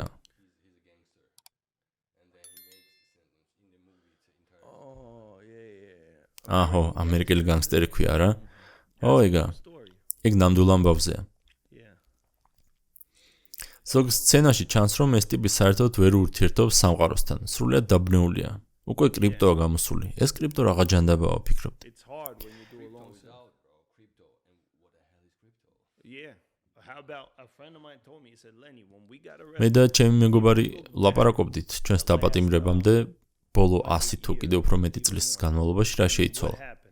მანქანა, ტელეფონი და ტელევიზორი გამოგონეს. მეტი ისეთი არაფერი. მე 2002 წელს დამიჭირეს და ის 2001-ში. 2017-18 წლებში რომ გამოვედით, დაგხვდა აიფონები, ინტერნეტი. ჩემ დაჭერამდე სატელეფონო მოდემები იყო, გახსოვს? arrested in 2001, and we come out in 2017 and 18 after the iPhone, after the internet. When I got arrested, you had a dial-up modem. You remember the dial-up modem? I don't know if you. Yeah, it was like slow. So obviously, like we come to this. სანამ დავბრუნდით, ტექნოლოგიური რევოლუცია მოხდა. განვითარების ტემპმა იმატა, უნდა დაეწია. Yes, you could order. ო, შეგიძლია გამოიძახო მანქანა, საჭმელი. შეგიძლია ნებისმიერი ინფორმაცია მოიძიო, სოფლიოს ნებისმიერ წერტილში დაუკავშირდე ადამიანებს. Connect with anyone in the world, right? Any question we have back in the day. ადრე კამათისას ვირას დაამტკიცებდა, ენციკლოპედიას ხო არ გადმოიღებდა შესამოწმებლად. ახლა დაგუგლავ და გაიგებ, რაც არ უნდა გაინტერესებდეს. ასე რომ, ბევრი რამ იყო ასათვისებელი. It was a learning curve. უკვე ყველას გვაქვს კომპიუტერი და ტელეფონი. ეს საუკეთესო ბიზნესი გახდა, საძიებო სისტემა და აურაცხელ ფულს აკეთებენ, რადგან გამოდმებით ეძებთ ინფორმაციას. Every ო და რამდენ დროს ვატარებ ტელეფონით ხელში? time we spend on these phones. The reason I asked you about if you have been in private prisons. მიზეზი მინდა გითხრა, რატომ კითხე მანამდე კერძო ციხეებზე. ადრე გითხარით ჩემს მეგობრებზე, რომლებმაც საქართველოში ლიბერტარიანული მოძრაობა ჩამოაყალიბეს და როგორღაც პარლამენტში მოახერხეს შესვლა 4 წევრით. ისინი მხარს უჭერენ და ავრცელებენ გამასწორებელ დაწესებულებათა პრივატიზაციის იდეას. მე განსაკუთრებით მას შემდეგ, რაც ამ პოდკასტის ჩაწერაზე დავთანხმდით, გულში ბევრს კითხულობდი ამ იდეაზე და მას პლუსებიც აქვს და მინუსებიც. ზოგი დადებითად ავასებს, ზოგი უარყოფითად, მაგრამ ერთ მნიშვნელოვან ისტორიას გავეცანი, რომელიც პენსილვანიაში მოხდა. კორუმპირებული მოსამართლეები თანხის სანაცვლოდ ბავშვებს ციხეში უშვებდნენ. ეს ერთ-ერთ მთავარ მიზეზად სახელდება, რის გამოც ამ დაწესებულების პრივატიზაცია არ შეიძლება. ჩვენ მხარს უჭერთ ჩვენ მეგობრებს ამ ლიბერტარიანულ მოძრაობას და ისინი თვლიან, რომ მთელი ეს სისტემა პრივატიზებული უნდა იყოს, თუმცა როგორც ჩანს, ამ მიდგომას სუსტი მხარეები აქვს. ამ საკითხზე მყარი პოზიცია მაქვს. გაგვაცანი შენი პოზიცია. Is our friends, our like libertarian movement, let's say, and they think the whole system has to be privatized, but it looks like it has flaws. I have a strong opinion on it. So tell us about it. So obviously I was in prison for 16 years and უკვე ვისაუბრეთ იმაზე, რომ 16 წელი გავატარე ციხეში და შემიძლია ვთქვა, რომ ჩვენი სისტემა მთლიანად მოშლილია, როგორც ფედერალური, ისე შტატების. So in America you have in the federal system you have something called unicore. Unicore is a factory system that sells like they make furniture. ამერიკის ფედერალურ სისტემაში არსებობს იუნიკორი. ესაა ქარხნების სისტემა, რომელიც ამზადებს ავეჯს, ფოსტალიონის ჩანთებს, უამრავ სხვადასხვა პროდუქციას. სამუშაო ძალას იღებენ. Right. So the work ხო, სამუშაო ძალა მცირე ანაზღაურებით მუშაობს. შეიძლება იყოს 17 ცენტი, 50 ან 70 ცენტი whatever საათში. they work for, it's not big sums of money. But and they're only allowed to bid on state jobs, right? იუნიკორს მხოლოდ სახელმწიფო ტენდერებში შეუძლია მონაწილეობის მიღება. კერძო სექტორში მონაწილეობის უფლება არ აქვს. რატომ? იმიტომ რომ უპირატესობა აქვს. ზედმეტად იაფი სამუშაო ძალა ჰყავს. ამერიკაში კერძო ციხეები გვაქვს, მაგრამ ისინი მოგებაზე არიან ორიენტირებული და არა სისტემის გაუმჯობესებაზე. მე როგორც ფედერალური სისტემის პატიმარი ვფიქრობდი, როგორ შეიძლება სისტემის გამოსწორება, მასების განათლების დონის ამაღლება. Fixing the system. ამ ქარხნებს იაფი მუშახელის გამო ეკრძალებათ კერძო სექტორის სამუშაოს შესრულება. მაგრამ რატომ არ შეიძლება არსებობდეს კერძო ციხე, რომლის მიზანიც არა ფულის კეთება, არამედ განათლების დონის ამაღლება იქნება. Why can't these factories bid on regular jobs because they pay so little? So I said, what if we created a private prison, but the object wasn't to make money, the object was to educate right? So if in Georgia, if you said, listen, არაკომერციული ორგანიზაციასავით?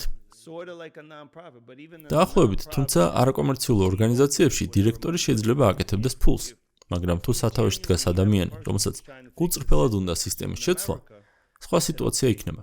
ჩემი კითხვა ასეთი იყო: როგორ შეგვიძლია სისტემის მონეტიზაცია სწორი მიზნებისთვის? for the right reasons. I said, okay, let's look for industry. Let's create a private prison and let's look for პირველ რიგში მოდი მოვძებნოთ ინდუსტრია, რომელსაც მუშახელი აკლია, მაგალითად, ოპტიკური ბოჭკოების დამზადების ინდუსტრია, ან ნებისმიერი სხვა, სადაც ბევრი მუშახელი არაა.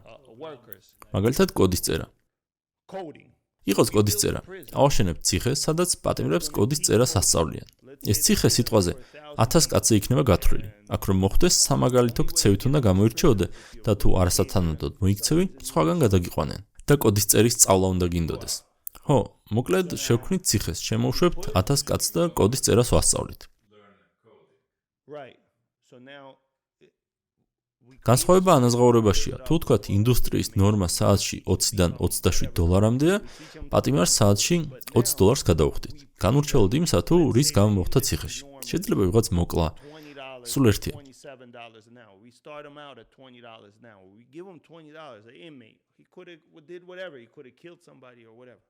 Most of these inmates have restitution. პატიმრებს უმეტესობას უამრავი ხარჯი აქვს. რესტიტუციები, ოჯახების დახმარება, შეიძლება ვიღაცას ფული გამოსტყუეს და უნდა აუნაზღაურონ. ჩვენ ყოველდღე ვიხდით გადასახადებს, ხომ ასეა? ბიზნესმენები 30,000, 40,000 დოლარს ვიხდით წელიწადში ამ პატიმრების შესანახად. ჩვენ რატომ უნდა ვარჩინოთ? So we create this prison, we pay him $20. ამის ნაცვლად ციხეს შევქმნით. პატიმარს საათში $20 განუსაზღვროთ და ამ $20-დან გამოვქვითავთ საცხოვრებელ ხარჯს, რესტიტუციების ოდენობას, რაც დაზარელებულებისთვის აქვს გადასახდელი, გამოვქვითავთ თანხას ფსიქოთერაპევტისთვის, რომელიც მასთან იმუშავებს. ამ ხალხს ვიცნობ. We take money. საათში 70 ცენტად, დღეში 15 საათიც იმუშავებენ და ფულს სახლში გააგზავნიან. ზეგანაკვეთროს დაიმატებენ, ოღონდ ფული იშოვენ. ეს სტიმული არსებობს. როგორც შენ ამბობდი, ფული ძლიერი ინსტრუმენტია. პატიმარი $800 თუ აკეთებს, კმაყოფილია. $20 თუ განუსაზღვრავთ, აქედან $18 რომ გამოვქვითოთ, ციხის ხარჯებისთვის, განათლებისთვის, რესტიტუციებისთვის, იმ $2-ითაც კმაყოფილი იქნება. ამით დავიწყებდი პრობლემის მოგვარებას. ეს აკლია დღეს ამერიკას. So if we're paying them $20 an hour, and even if we're taking $18 an hour to house him, educate him, pay his victims, and leave him with $2, he's happy. So now we fix the problem, right? This is something that's missing in America. We could create one prison for coding, another prison. ეს ერთი ციხე კოდის წერისთვის იქნება. მეორე ციხე რომელიმე სხვა მცირე მუშახელიან ინდუსტრიაში ჩაერთვება. ამ პატიმრებს ბევრი წელი აქვთ მისჯილი. შეიძლება 15 წელი იჯდნენ ციხეში და განთავისუფლების დროისთვის უკვე გაწვრთნილი მუშაკები იქნებიან. ყველგან შეეძლებათ მუშაობა და შეიძლება მათი შრომა საათში $27 ღირდეს. We open a staffing company that gives this შემდეგ მათთვის დასაქმების კომპანიას შევქმნით, რომელიც სამსახურის შოვნაში დაეხმარებათ. $25 inmate all day. We pay him 20. We keep the საათში $25 განუსაზღვრავთ. 20 გადავხდით და 5 გამოვუხვითავთ, რომ სისტემა დავაფინანსოთ. როგორც თქვი, ამ სისტემის მიზანი არა ფულის კეთება, არამედ ჩვენი საზოგადოების პრობლემის მოგვარება იქნება. თქვენს მეგობრებს პრობლემის მოგვარება უნდათ, ხომ? თუ კერძო ციხის მიზანი არა ფულის კეთება, არამედ ქართული საზოგადოების გაძლიერება იქნება, გამოსავალი არსებობს. But to make Georgian society stronger, there's a way to do it. ამაზე კომენტარის გაკეთება მინდა. ესე იგი, შენ სისტემაში პატიმრები თვითონ გამოიმუშავებენ ფულს. სახელმწიფო მათ არ უხდის. ახლა ციხეში თუ ხვდები, სახელმწიფო გაარჩენს, ხო მართალია? Money for their serving. Government does not pay. Like when you go. ხო, ყველაფერს სახელმწიფო იხდის. ანუ ჩვენ, სახელმწიფო, ჩვენ ვართ. ხო, და ამ შემთხვევაში პატიმარი თავად გამოიმუშავებს ამ ფულს და ირჩენს თავს. ეგაა ნამდვილი გამასწორებელი რეაბილიტაციური სისტემა. კი, ნამდვილი რეაბილიტაცია ეს არის. პატიმარს ვეუბნებით. არა, საჭირო იყო კრიმინალი, შეგიძლია ფული გამოიმუშავო. ლენი ამბობს, რომ მათ საცხოვრებლის ფულს გამოართვენ, ანუ ციხის ფულს. კი, ასეა. ყველაფრის უზრუნველყოფას ფული ჭირდება. მან დანაშაული ჩაიდინა, შეცდომა დაუშვა და საფასური უნდა გადაიხადოს. მისთვის არავის დაუძალებია სხვისთვის რამის დაშავება ან რამის მოპარვა. თავის გადაწყვეტილებით მოხდა ციხეში. Yes. Yeah, but even in jail, you have to like listen, security costs money, right? He committed a crime. He made a mistake. He has to pay for that mistake. He forced himself to be in prison. Nobody made him hurt somebody or steal something. ეს იდეა სადმე გაჟღერებულა? ეს ციხეში მოვიფიქრე. ალბათ სადღაც მესამე შემთხვევაა, რაც ამაზე ვსაუბრობ. შეიძლება საუბრებში მიხსენებია. ალბათ ამ ექსპერიმენტის ჩატარება პატარა ქვეყნებში უფრო მარტივი იქნება. მე სიამოვნებით გავაკეთებ, როცა საკმარის წარმატებას მივაღწევ და საკმარის ფულს ვიშოვი, ასე რომ 5-10 მილიონის ჩადება შემეძლოს ამ საქმეში, შეიძლება პაკეტის შემუშავება $1,000,000 დაждდეს, რომ შემდეგ დონორი მოვიძიო, მაგალითად ბილ გეიტსი ან სხვა ქველმომქვედი. To build a package to go to somebody like Bill Gates or somebody else, მაგრამ ჯერ სახელმწიფოსთან უნდა შეთანხმდე, ხო? არა, ამერიკაში ასეთი პროექტის განსახორციელებლად ლობირება საჭირო. უნდა დაიქირავო ლობისტი, საჭირო ადამიანი კარგი სახსრებით. იდეამ საკმარის გავლენა უნდა შეიძინოს.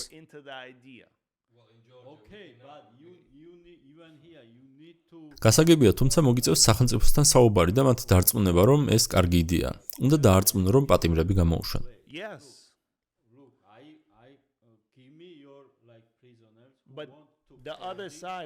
ხო და ბოდიში რომ გაწყვეტინებ, საკითხს მეორე მხრიდანაც უნდა შევხედოთ. რა სიტყვის სახელმწიფო? პოლიტიკოსის პერსპექტივიდან ეს ასე ჟღერს. ჩვენ გვინდა კრიმინალები კომფორტულ ციხეში გადავიყვანოთ, სადაც კომპიუტერებს დაურიგებთ და საათში $20 გადავხდით. ასე რომ სწორად უნდა მივაწოდოთ იდეა.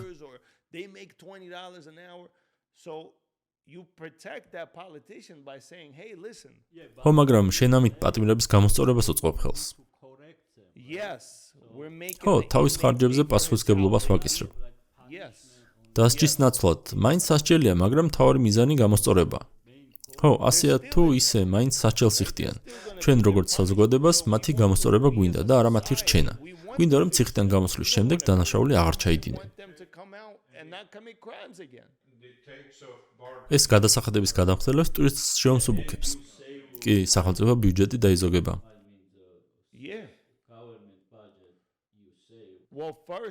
ამერიკაში მე პირველ რიგში შევქმნიდი კერძო ციხეს კერძო დაფინანსებით. ეს ერთგვარი საპილოტე პროგრამა იქნება. რითიც დავამტკიცებთ, რომ ეს სისტემა მუშაობს.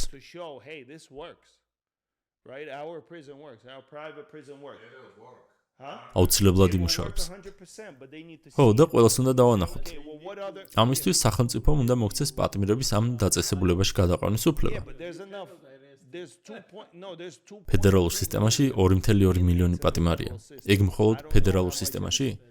კი, მარტო ფედერალურში. არ ამგონი ამ საკითხს მოგვარება რთული იყოს. მაგალითად, ჩემ მეგობარს სამუდამო პატიმრობა აქვს მისჭილი. უკვე 23 წელია ციხეშია.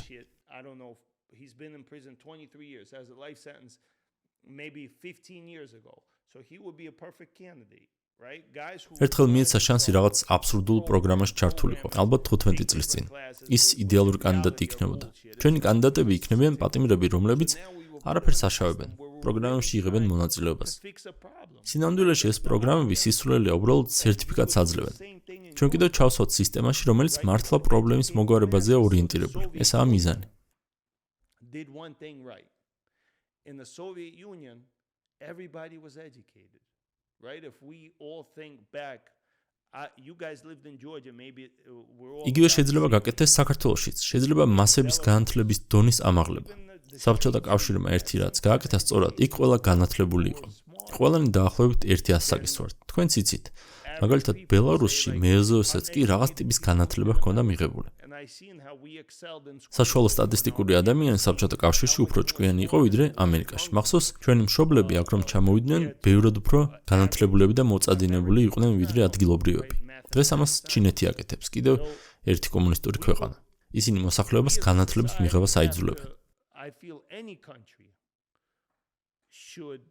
China's doing it today, right? Another communist country, but they force their masses to be educated. ამაში შეგეკამათები, განათლების წვდომის გაფართოების დადებითი მხარეები მესმის, მაგრამ თუ ამ განათლების სისტემის დიდი ნაწილი ფარსია, მაშინ შენი ქვეყნის ინტელექტუალური ელიტაც ფარსია. ვერ იაზრებენ რა არის თავისუფალი სამყარო, თავისუფალი მეწარმეობა. ხვდები რას გულისხმობ? within it, then your educated elite is a fake. They don't really understand open world like a free enterprise. You understand? It's But you could მაგრამ შენ შეგიძლია ეგეც ასწავლო, არა? საბჭოებში ძალიან ბევრ რამეს არასწორად ასწავლიდნენ. იმიტომ რომ ფულის შოვნის მაგივრად კომუნისტს გვასწავლიდნენ, მაგრამ შესაძლებელია საზოგადოებას ფულის შოვნა ასწავლო. make money. Yeah. ყველა განხრაში იქნებოდა ეს მათემატიკა, ლიტერატურა თუ რელიგია, ყველგან ტყუილი იყო ჩაქსოვილი. there was many lies between the But what მაგრამ იქნებ შეგვიძლია საზოგადოებას ფულის შოვნა ვასწავლოთ. where we taught them to earn. მადლობა ღმერთს, რომ ჩემ ცხოვრებაში ბევრი გარდამავალი პერიოდი იყო. საბჭოთა კავშირში დავიბადე, შემდეგ მოგზაურობა დავიწყე და ბოლოს ნიუ-იორკში აღმოჩნდი. ახლა კიდევ ლიბერტარიანელი ვარ, რასაც არ უნდა ნიშნავდეს ეს. ჩვენთვის საკვანძო საკითხებია თავისუფალი ბაზარი და კანონი, რაც საშუალებას გვაძლევს თავისუფლებას მივაღწიოთ და ერთმანეთის თავისუფლებას და საკუთრებას ვცეთ პატივი. საბჭოთა კავშირში ამ ყველაფერს არასწორად გვასწავლიდნენ. freedom and respect each other's the freedom and space and ownership, which is taught wrong way, I think, in there. But we could teach it the right way.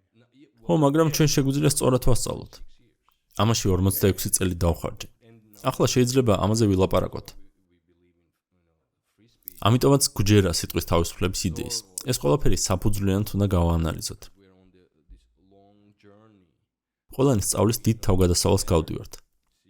ციხეს სწავლის რთული, მაგრამ ღრმა გზაა. ალბათ იქ იძულებული ხარ, რომ ბევრი რამ გააანალიზო. სხვა შემთხვევაში შეიძლება ამდენი რამ ვერ გესწავლა. უარყოფით გამოცდილებაშიც დადებითის პოვნა მოგვიწევს. Otherwise, you wouldn't know that much. Right. This is the way that you find out good things within the bad. But I feel like მე ვფიქრობ, რომ ნებისმიერ საზოგადოებაში, ციხეში თუ მის გარეთ, საქართველოში თუ ამერიკაში არსებობს ცხრის ფარა და არსებობს მწყემსები. არ მინდა უხეშად გამომივიდეს, მაგრამ იმას გულისხმობ, რომ ყველგან არიან ლიდერები და მასები. თუ ჩვენს თავს ლიდერებად მივიჩნევთ, აქ არ აქვს მნიშვნელობა ბიზნესმენები ვიქნებით, უნივერსიტეტის პროფესორები თუ პოლიტიკოსები. business people, საზოგადოების წინაშე პასუხისმგებლობა გვაკისრია. college professors, politicians, whoever, if we feel like we're responsible for our society, right? ეს ჩვენი მოვალეობა, რომ მასების განათლებაზე ვიზრუნოთ. უკეთესი ქვეყნის და სამყაროს ასაშენებლად. ამიტომ თუ თქვენ ლიბერტარიანელ მეგობრებს საქართველოს გაუმჯობესება უნდათ, ეს შეუძლიათ იდეების გავრცელებით, განათლების მიცემით, იქნება ეს ბიზნესში თუ სხვა სფეროში. They can, right? By introducing ideas that will make the country better, maybe educating the whole country on business or whatever. Okay, I want to touch this drugs. კარგი, ახლა მინდა ნარკოპოლიტიკის საკითხს შევეხო. როგორც მანამდე გითხარი, გარეთ რომ დავბოლდით მაშინ, ხო, რუსულ პროპაგანდაში Example on California, how Russian propaganda shows. მაგას არ გადავთარ. So what they do, this Russian propaganda. ხო, როგორც მუშაობს რუსული პროპაგანდის მანქანა, კენსინგტონის YouTube ვიდეოდან მონაკვეთს ამოჭრიან. კენსინგტონს არ აჩვენებენ? კი, აჩვენებენ. და ამბობენ, მთელი ამერიკა ასეთიაო? They show to America. ხო, მერე ამას ჩვენ წინააღმდეგ იყენებენ. ჩვენი ლიბერტარიანელი მეგობრები ნარკოტიკების ლეგალიზაციას უჭერენ მხარს. ჩვენ ვამბობთ, რომ პრობლემა არსებობს, მაგრამ ეს პრობლემა სახელმწიფოს გადამეტებული ჩართულობით არის გამოწვეული. ამერიკაშიც ასეა, აქაც აკრძალულია, მაგრამ ვიდეოებში ჩანს. პოლიციელი კენსინგტონში დადის და გარშემო ყველა მოიხმარს. Which is case here too. It's banned, and you still have on YouTube video cop walking by Kensington, and everyone is like, you know. I see it every day. Yes. So I mean, what's that? what do you მაგას ყოველდღე ვხედავ. პოლიციამ რა უნდა გააკეთოს? გინდა რომ ყველა ნარკოდამოკიდებული დაიჭირონ? ყველგან არიან. რატომ არ შეიძლება ლეგალიზაცია, როგორც ამსტერდამშია? იქ მაინც დიდ წარმატებას აღწევენ სხვადასხვა სპორტში. ახალგაზრდობა ჯანსაღი ცხოვრების წესით ცხოვრობს, მიუხედავად იმისა, რომ ნარკოტიკები ლეგალურია. შენ რა სიტყვი? Sport, but drugs are legalized. So I don't know. What would you say? I'm not for I mean, ლეგალიზაციას არ ვემხრობი. შეიძლება კონტროლია საჭირო, არ ვიცი. Well, I მანამდე საუბრობდით საზოგადოების იმ წევრებზე, რომლებსაც გზა აებნათ. არასწორი ნაბიჯები გადადგეს და ჩვენი შეთანხმებების თუ კანონების მიხედვით საერთო გადაწყვეტილებით ისინი საზოგადოებას უნდა ჩამოშორდნენ. ახლა ვიზეთ საუბრობთ, ისინიც გზააბნეულები არიან, მაგრამ განსხვავება იმაშია, რომ მათ სხვისთვის არაფერი დაუშავებიათ, თავის თავს აზარალებენ.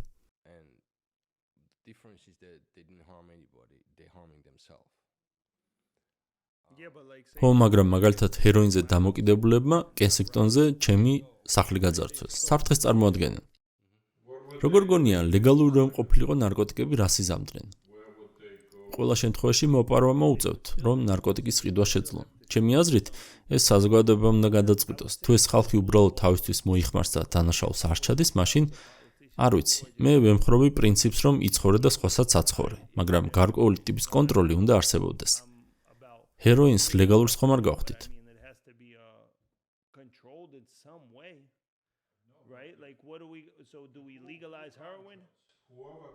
კონტროლს კორუმპირებული ხალხი აწარმოებს.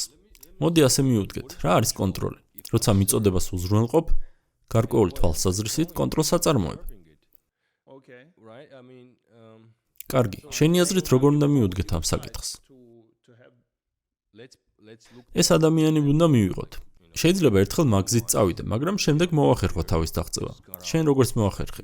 შენ შენებურად, მე ჩემებურად, მაგრამ თავის დაღწევა ნამდვილად შესაძლებელია. შეიძლება ამ გამოცდილებით რაღაც შეიძინო, კიდეც რაღაც ძალიან ფასეული. რას გულისხმობ? ნარკოდამოკიდებული შეიძენს რამეს? იმ ადამიანებს გულისხმობ, რომლებიც მაგ სამყაროს უახლოვდებიან, მოსწონთ თრობის მდგომარეობა, სხვადასხვა გზით თუ მიზეზით. ზოგიერთი მათგანი ძალიან შორს მიდის და ამ მდგომარეობას თავს ვერ აღწევს. უპასუხისმგებლოები ხდებიან.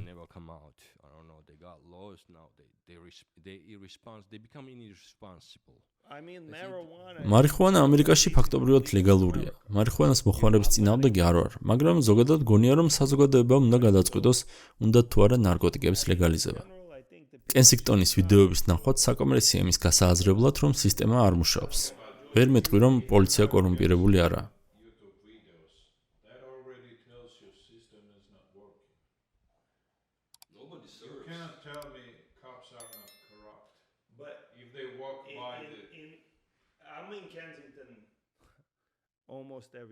კენსინგტონში თითქმის ყოველდღე მიწევს გავლა. დღეს რასაც იკეთებს ეგ ხალხი, ჰეროინიც აღარაა, არ ვიცი რა არის. მე პირადად მათ მიმართ თანაგრძნობას არ განვიცდი. შეიძლება ცოტა გულცივი დამოკიდებულებაა, მაგრამ ასეა. მაგას ლეგალურს არასოდეს გავხდიდი. ჩემს საზოგადოებაში არავის მიცემ მაგ დონეზე მისვლის საშუალებას.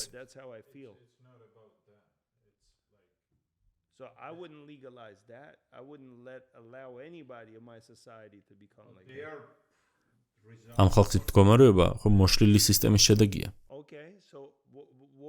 კარგი, შენ რა შეცვლედი? იქნებ გადამარწმუნო. თუ მეტყვი ლენი ეს და ეს უნდა გააკეთეს და სიტუაცია გაუმჯობესდება და დავფიქრდები, გავაანალიზებ და შეიძლება დაგეთახო.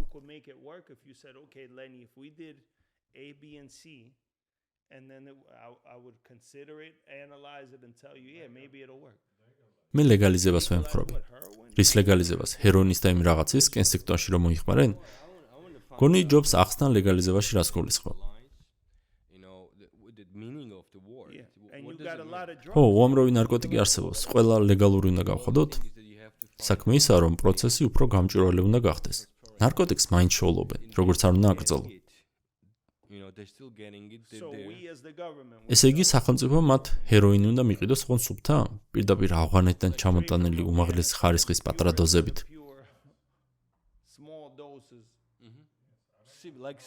ცივილიზებულად, როგორც ამსტერდამში აკეთებენ. გონი ამსტერდამში ჰეროინს არ ყიდიან. მარიხუანას ბარები აქვთ, კოფიშოპებს ეძახიან, მაგრამ ყავას არ ყიდიან.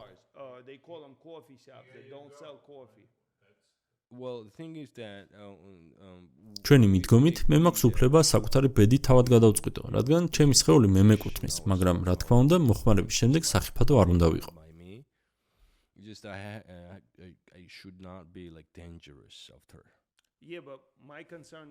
ხო, შენი სხეული შენ გეკუთვნის, მაგრამ მე ის მაწუხებს, რომ თუ ნარკოდამოკიდებული გახდები, საკუთარ თავზე ვეღარ იზრუნებ. შენი ერთადერთი სადარდებელი ნარკოტიკი გახდება. სამსახურს ვერ იშოვი, ამიტომ ჩვენ გადასახადების გადამხდელოს მოგვიწევს შენი საცხოვრებლის კვების უზრუნველყოფა. ეს პრობლემაა. ეს ავადმყოფობა. to somehow give you money for მაგალითად, ჰეროინი მოყავს, რადგან ვინც კოკაინს, ექსტაზის ან მარიხუანას მოიხმარს, იგივე მდგომარეობა არა. თუ პარაზიტად იქცევი და საზოგადოებას ვერაფერს შესთავაზებ, too much of cocaine people do like მესმის რომ ეს დაავადება და უნდა განკურნოთ, მაგრამ როდემდე უნდა გარჩინოთ, როდის დგება ის მომენტი, როცა შეგვიძლია ვთქვათ, რომ თავად მიხედეთ თავსო. right? Yeah, it's a sickness, but I mean, we could treat you, but how long do we treat you? How long do we as a taxpayer have to treat you? At what point do we say, we're done with you?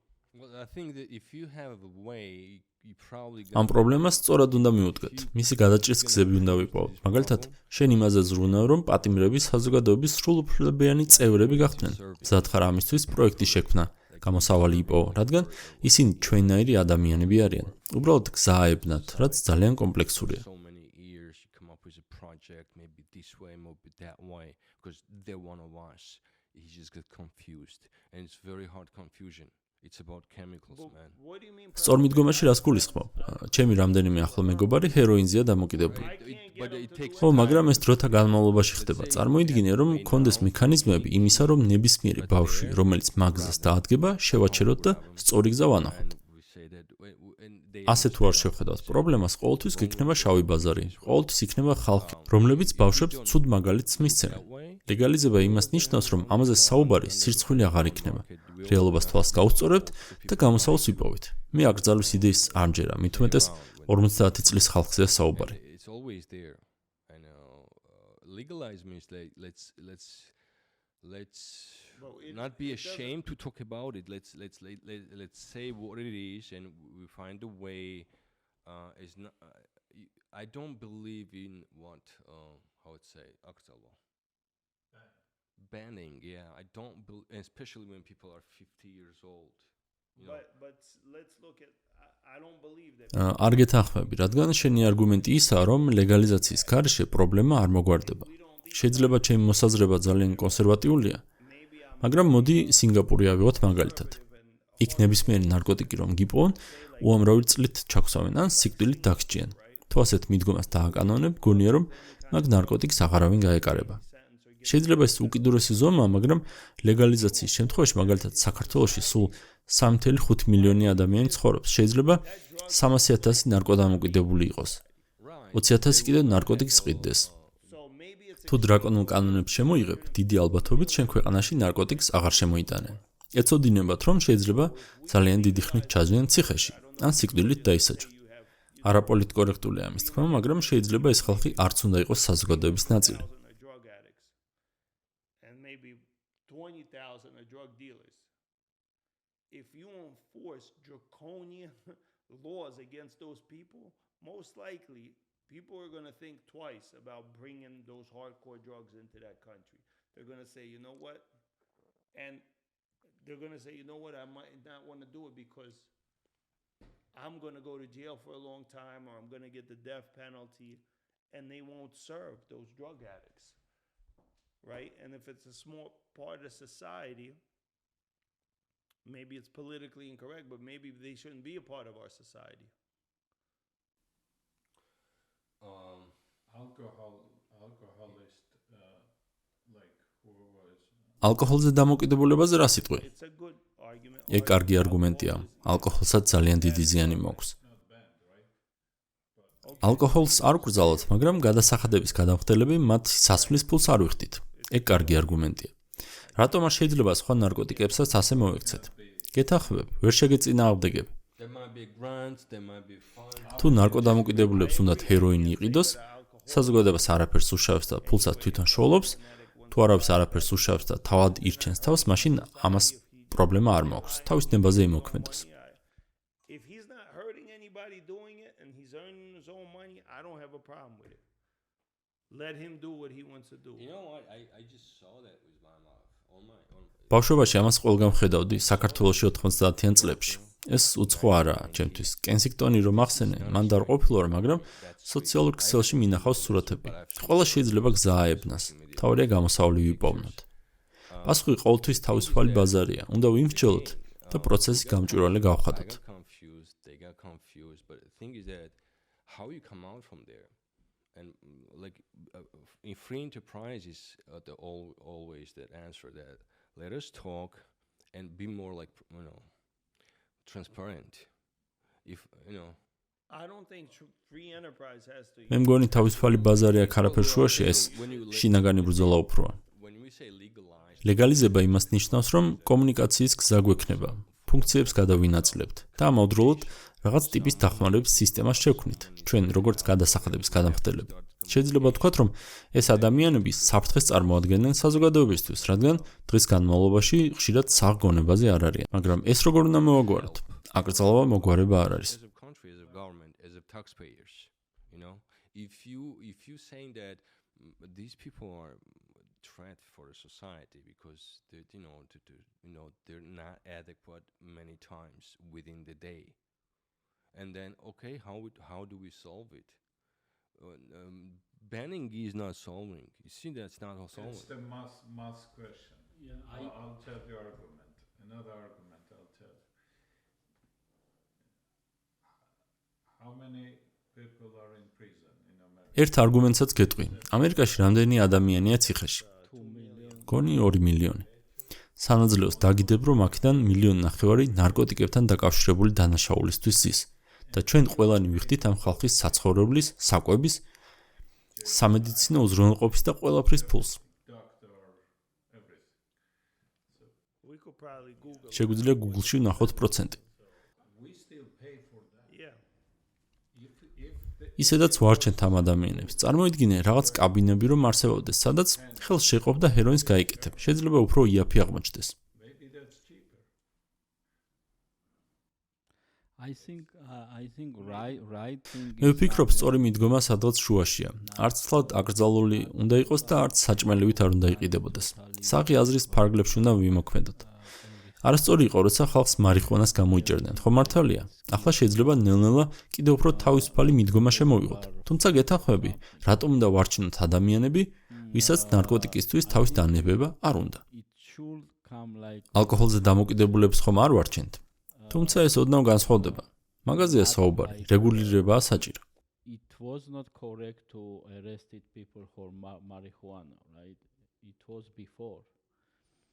And now by little maybe can give more freedom for this, but I agree with you, like it's why we should pay for these people who only want to get high. But we're not paying for alcohol. ხო, რეგულირებაა საჭირო. ყველაფერი დაშვებული ვერ იქნება. ისინი ყოველდღე კაიფში იყვნენ და ჩვენ სამსახურში, რა თქმა უნდა, ეგ არასწორია.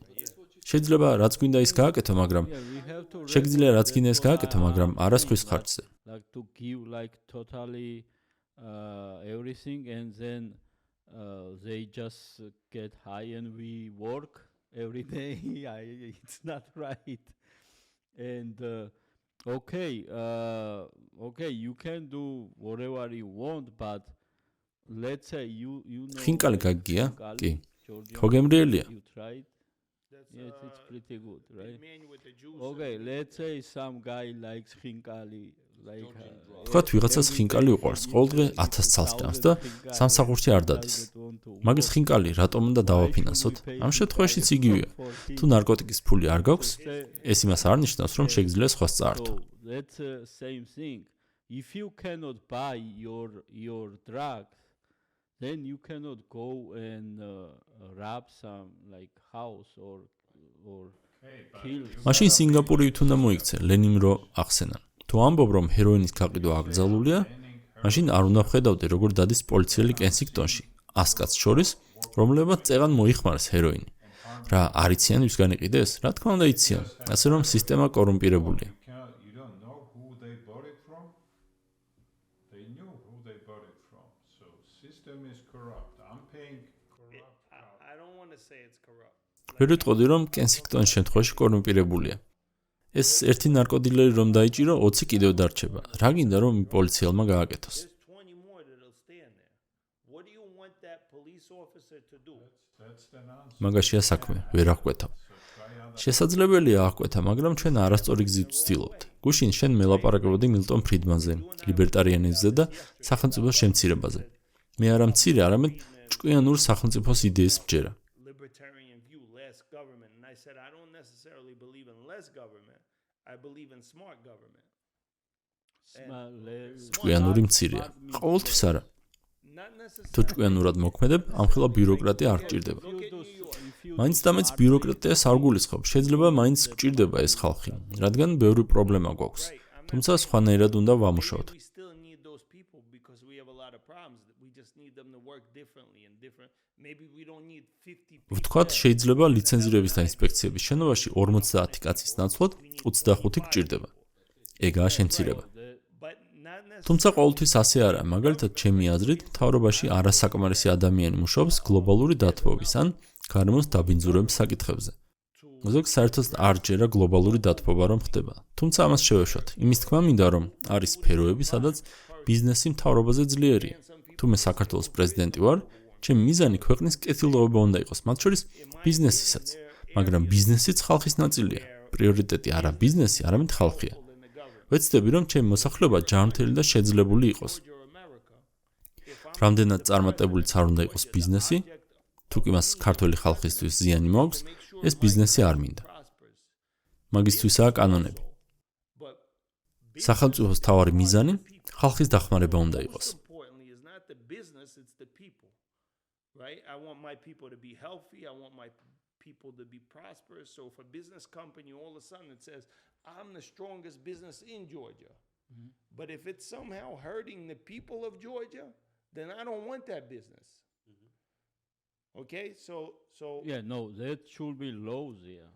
Right. And what government like so does, it's the government's object is to make sure it helps the people of the country. ერთი კითხვაც უნდა დავსვა, ჩემთვის მნიშვნელოვან საკითხზე. Because it touches me. this is overtime. ზეგანაკვეთურად გვამუშავებს.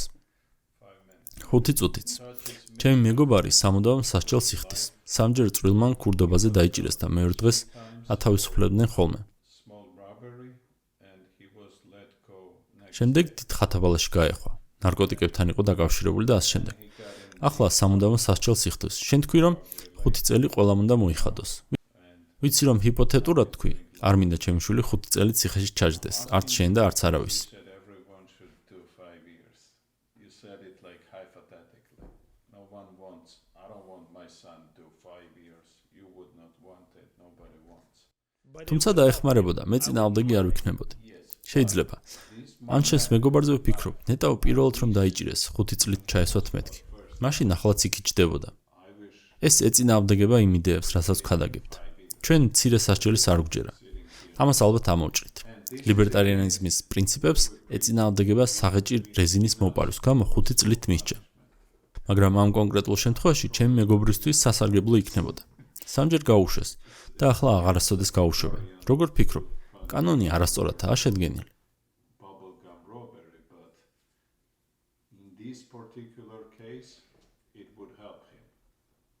And guy was let go 3 times, and now he's doing life.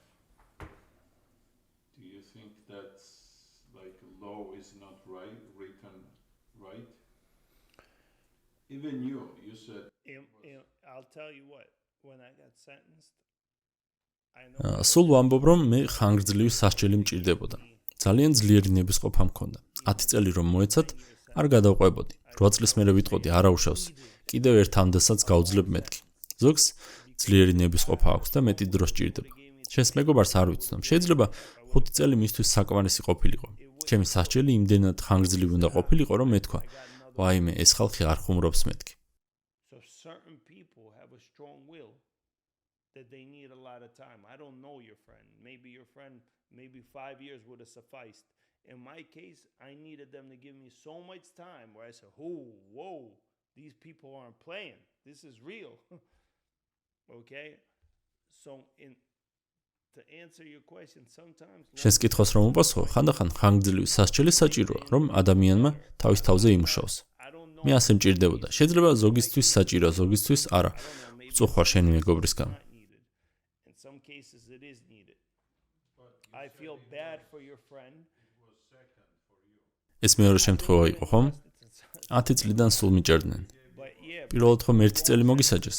ხო, ხანგრძლივი დროით ორჯერ დამიჭირეს. პირველად წელიწად ნახევარზე ცოტა ნაკლები მომისაჯეს, მეორედ 16 წელი. ესე იგი, 1 წელი არ დაგიხმარა. არა, კრიმინალობა მინდოდა. and saying because I wanted to be a criminal. მახსოვს სახლში რომ დავბრუნდი, თქვი, ამას არ აუშავდა, მაგრამ იმედია შემდეგ ჯერზე 5 წლით ჩამსვავენ, როგორც დასრულს მეთქი. წელიწად ნახევარი ციხეში ვიყავი და სახლში დაბრუნებულს მინდოდა კიდევ დავეჭირე. დოქტორის ხარისხი გინდოდა. ო, იმიტომ რომ კრიმინალობა რომანტიზებული მქონდა. რამდენად დამახინჯებული უნდა გქონდეს აზროვნება, რომ ეს გინდოდეს. მახსოვს ერთი წიგნი წავიკითხე სიცილიურ მაფიაზე. გომორი ქვია. წიგნის ავტორი ორ ბავშვთან ერთად ვიღაც მაფიოზის პირისპირ დგას. მანამდე ბავშვი ბოსის მაფიის კარზე აკაკუნებს, მის შვილს იცნობს. ბოსის ცოლი კარს უღებს და ეს ესვრის. არა ბოდიში, ეს სხვა ისტორია. ესეც ამ წიგნიდანაა, მაგრამ სხვა რამის ხსენება მინდოდა. He's friends with the son. The wife opens the door and he shoots her. Oh no, that was a different incident. The kid gets killed. Or somebody gets killed. But what I remember is two kids are talking and they're discussing. ბავშვი არასრულწლოვანთა ციხიდან მღვდელს წერილს წერს, სადაც უხსნის რა უნდა ცხოვრებაში. წერს მინდა ბევრი ფული ვიშოვო, მაფიის ბოსი გავხდე, მანქანები ვიყავდეს და მე მოკვდე, როგორც ნამდვილი კაცი, მინდა რომ მომკლანო. თუ ბავშვობაში შენთვის მისაბაძი მაგალითები არასწორი ადამიანები გახდებიან, შენი გონება უამრავი ნაგვითაა გამოტენილი. I want to live my life to the fullest. I want to make money. I want to become a boss. I want to drive cars and then I want to die. I want to die like a real man. I want to be killed. So when you're a kid, if you got the wrong role models, your mind is so polluted. Right that you want to like მე ციხეში მინდოდა ჩაჯდომა. ამ ბავშვს უნდოდა რომ მოეკლათ.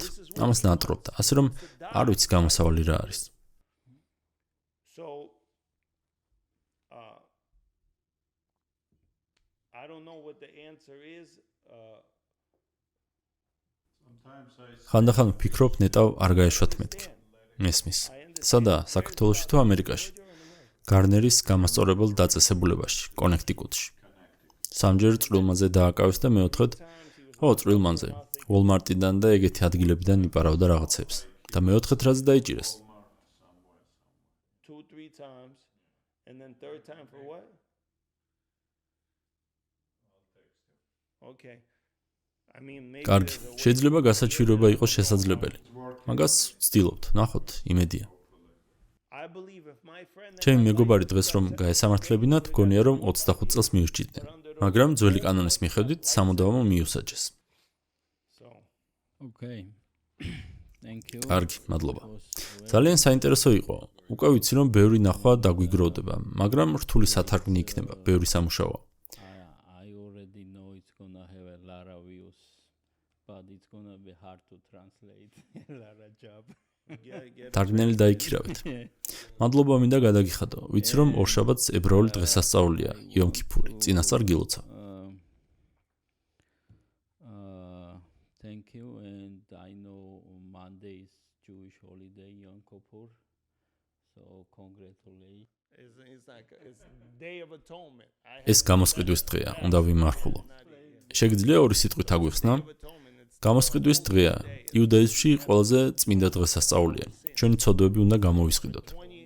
ერთი დღე გრძელდება. კი, დაახლოებით 25-26 საათის განმავლობაში არც ვჭამთ, არც ვსვამთ. პატიებას ვითხოვთ ადამიანებისგან, ვის წინაშეც დამნაშავე ვართ.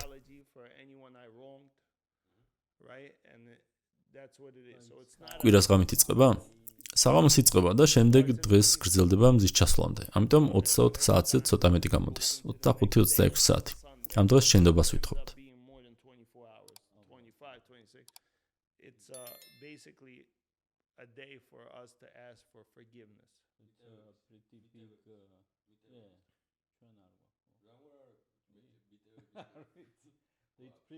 ნიშნულოვანი დღესასწაულია, ხო?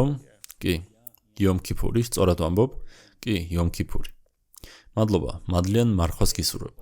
მადლობა მოწვევისთვის. იმედი მაქვს, ეს როგორღაც დაეხმარებათ ქართველებს. მადლობა, ძალიან საინტერესო იყო.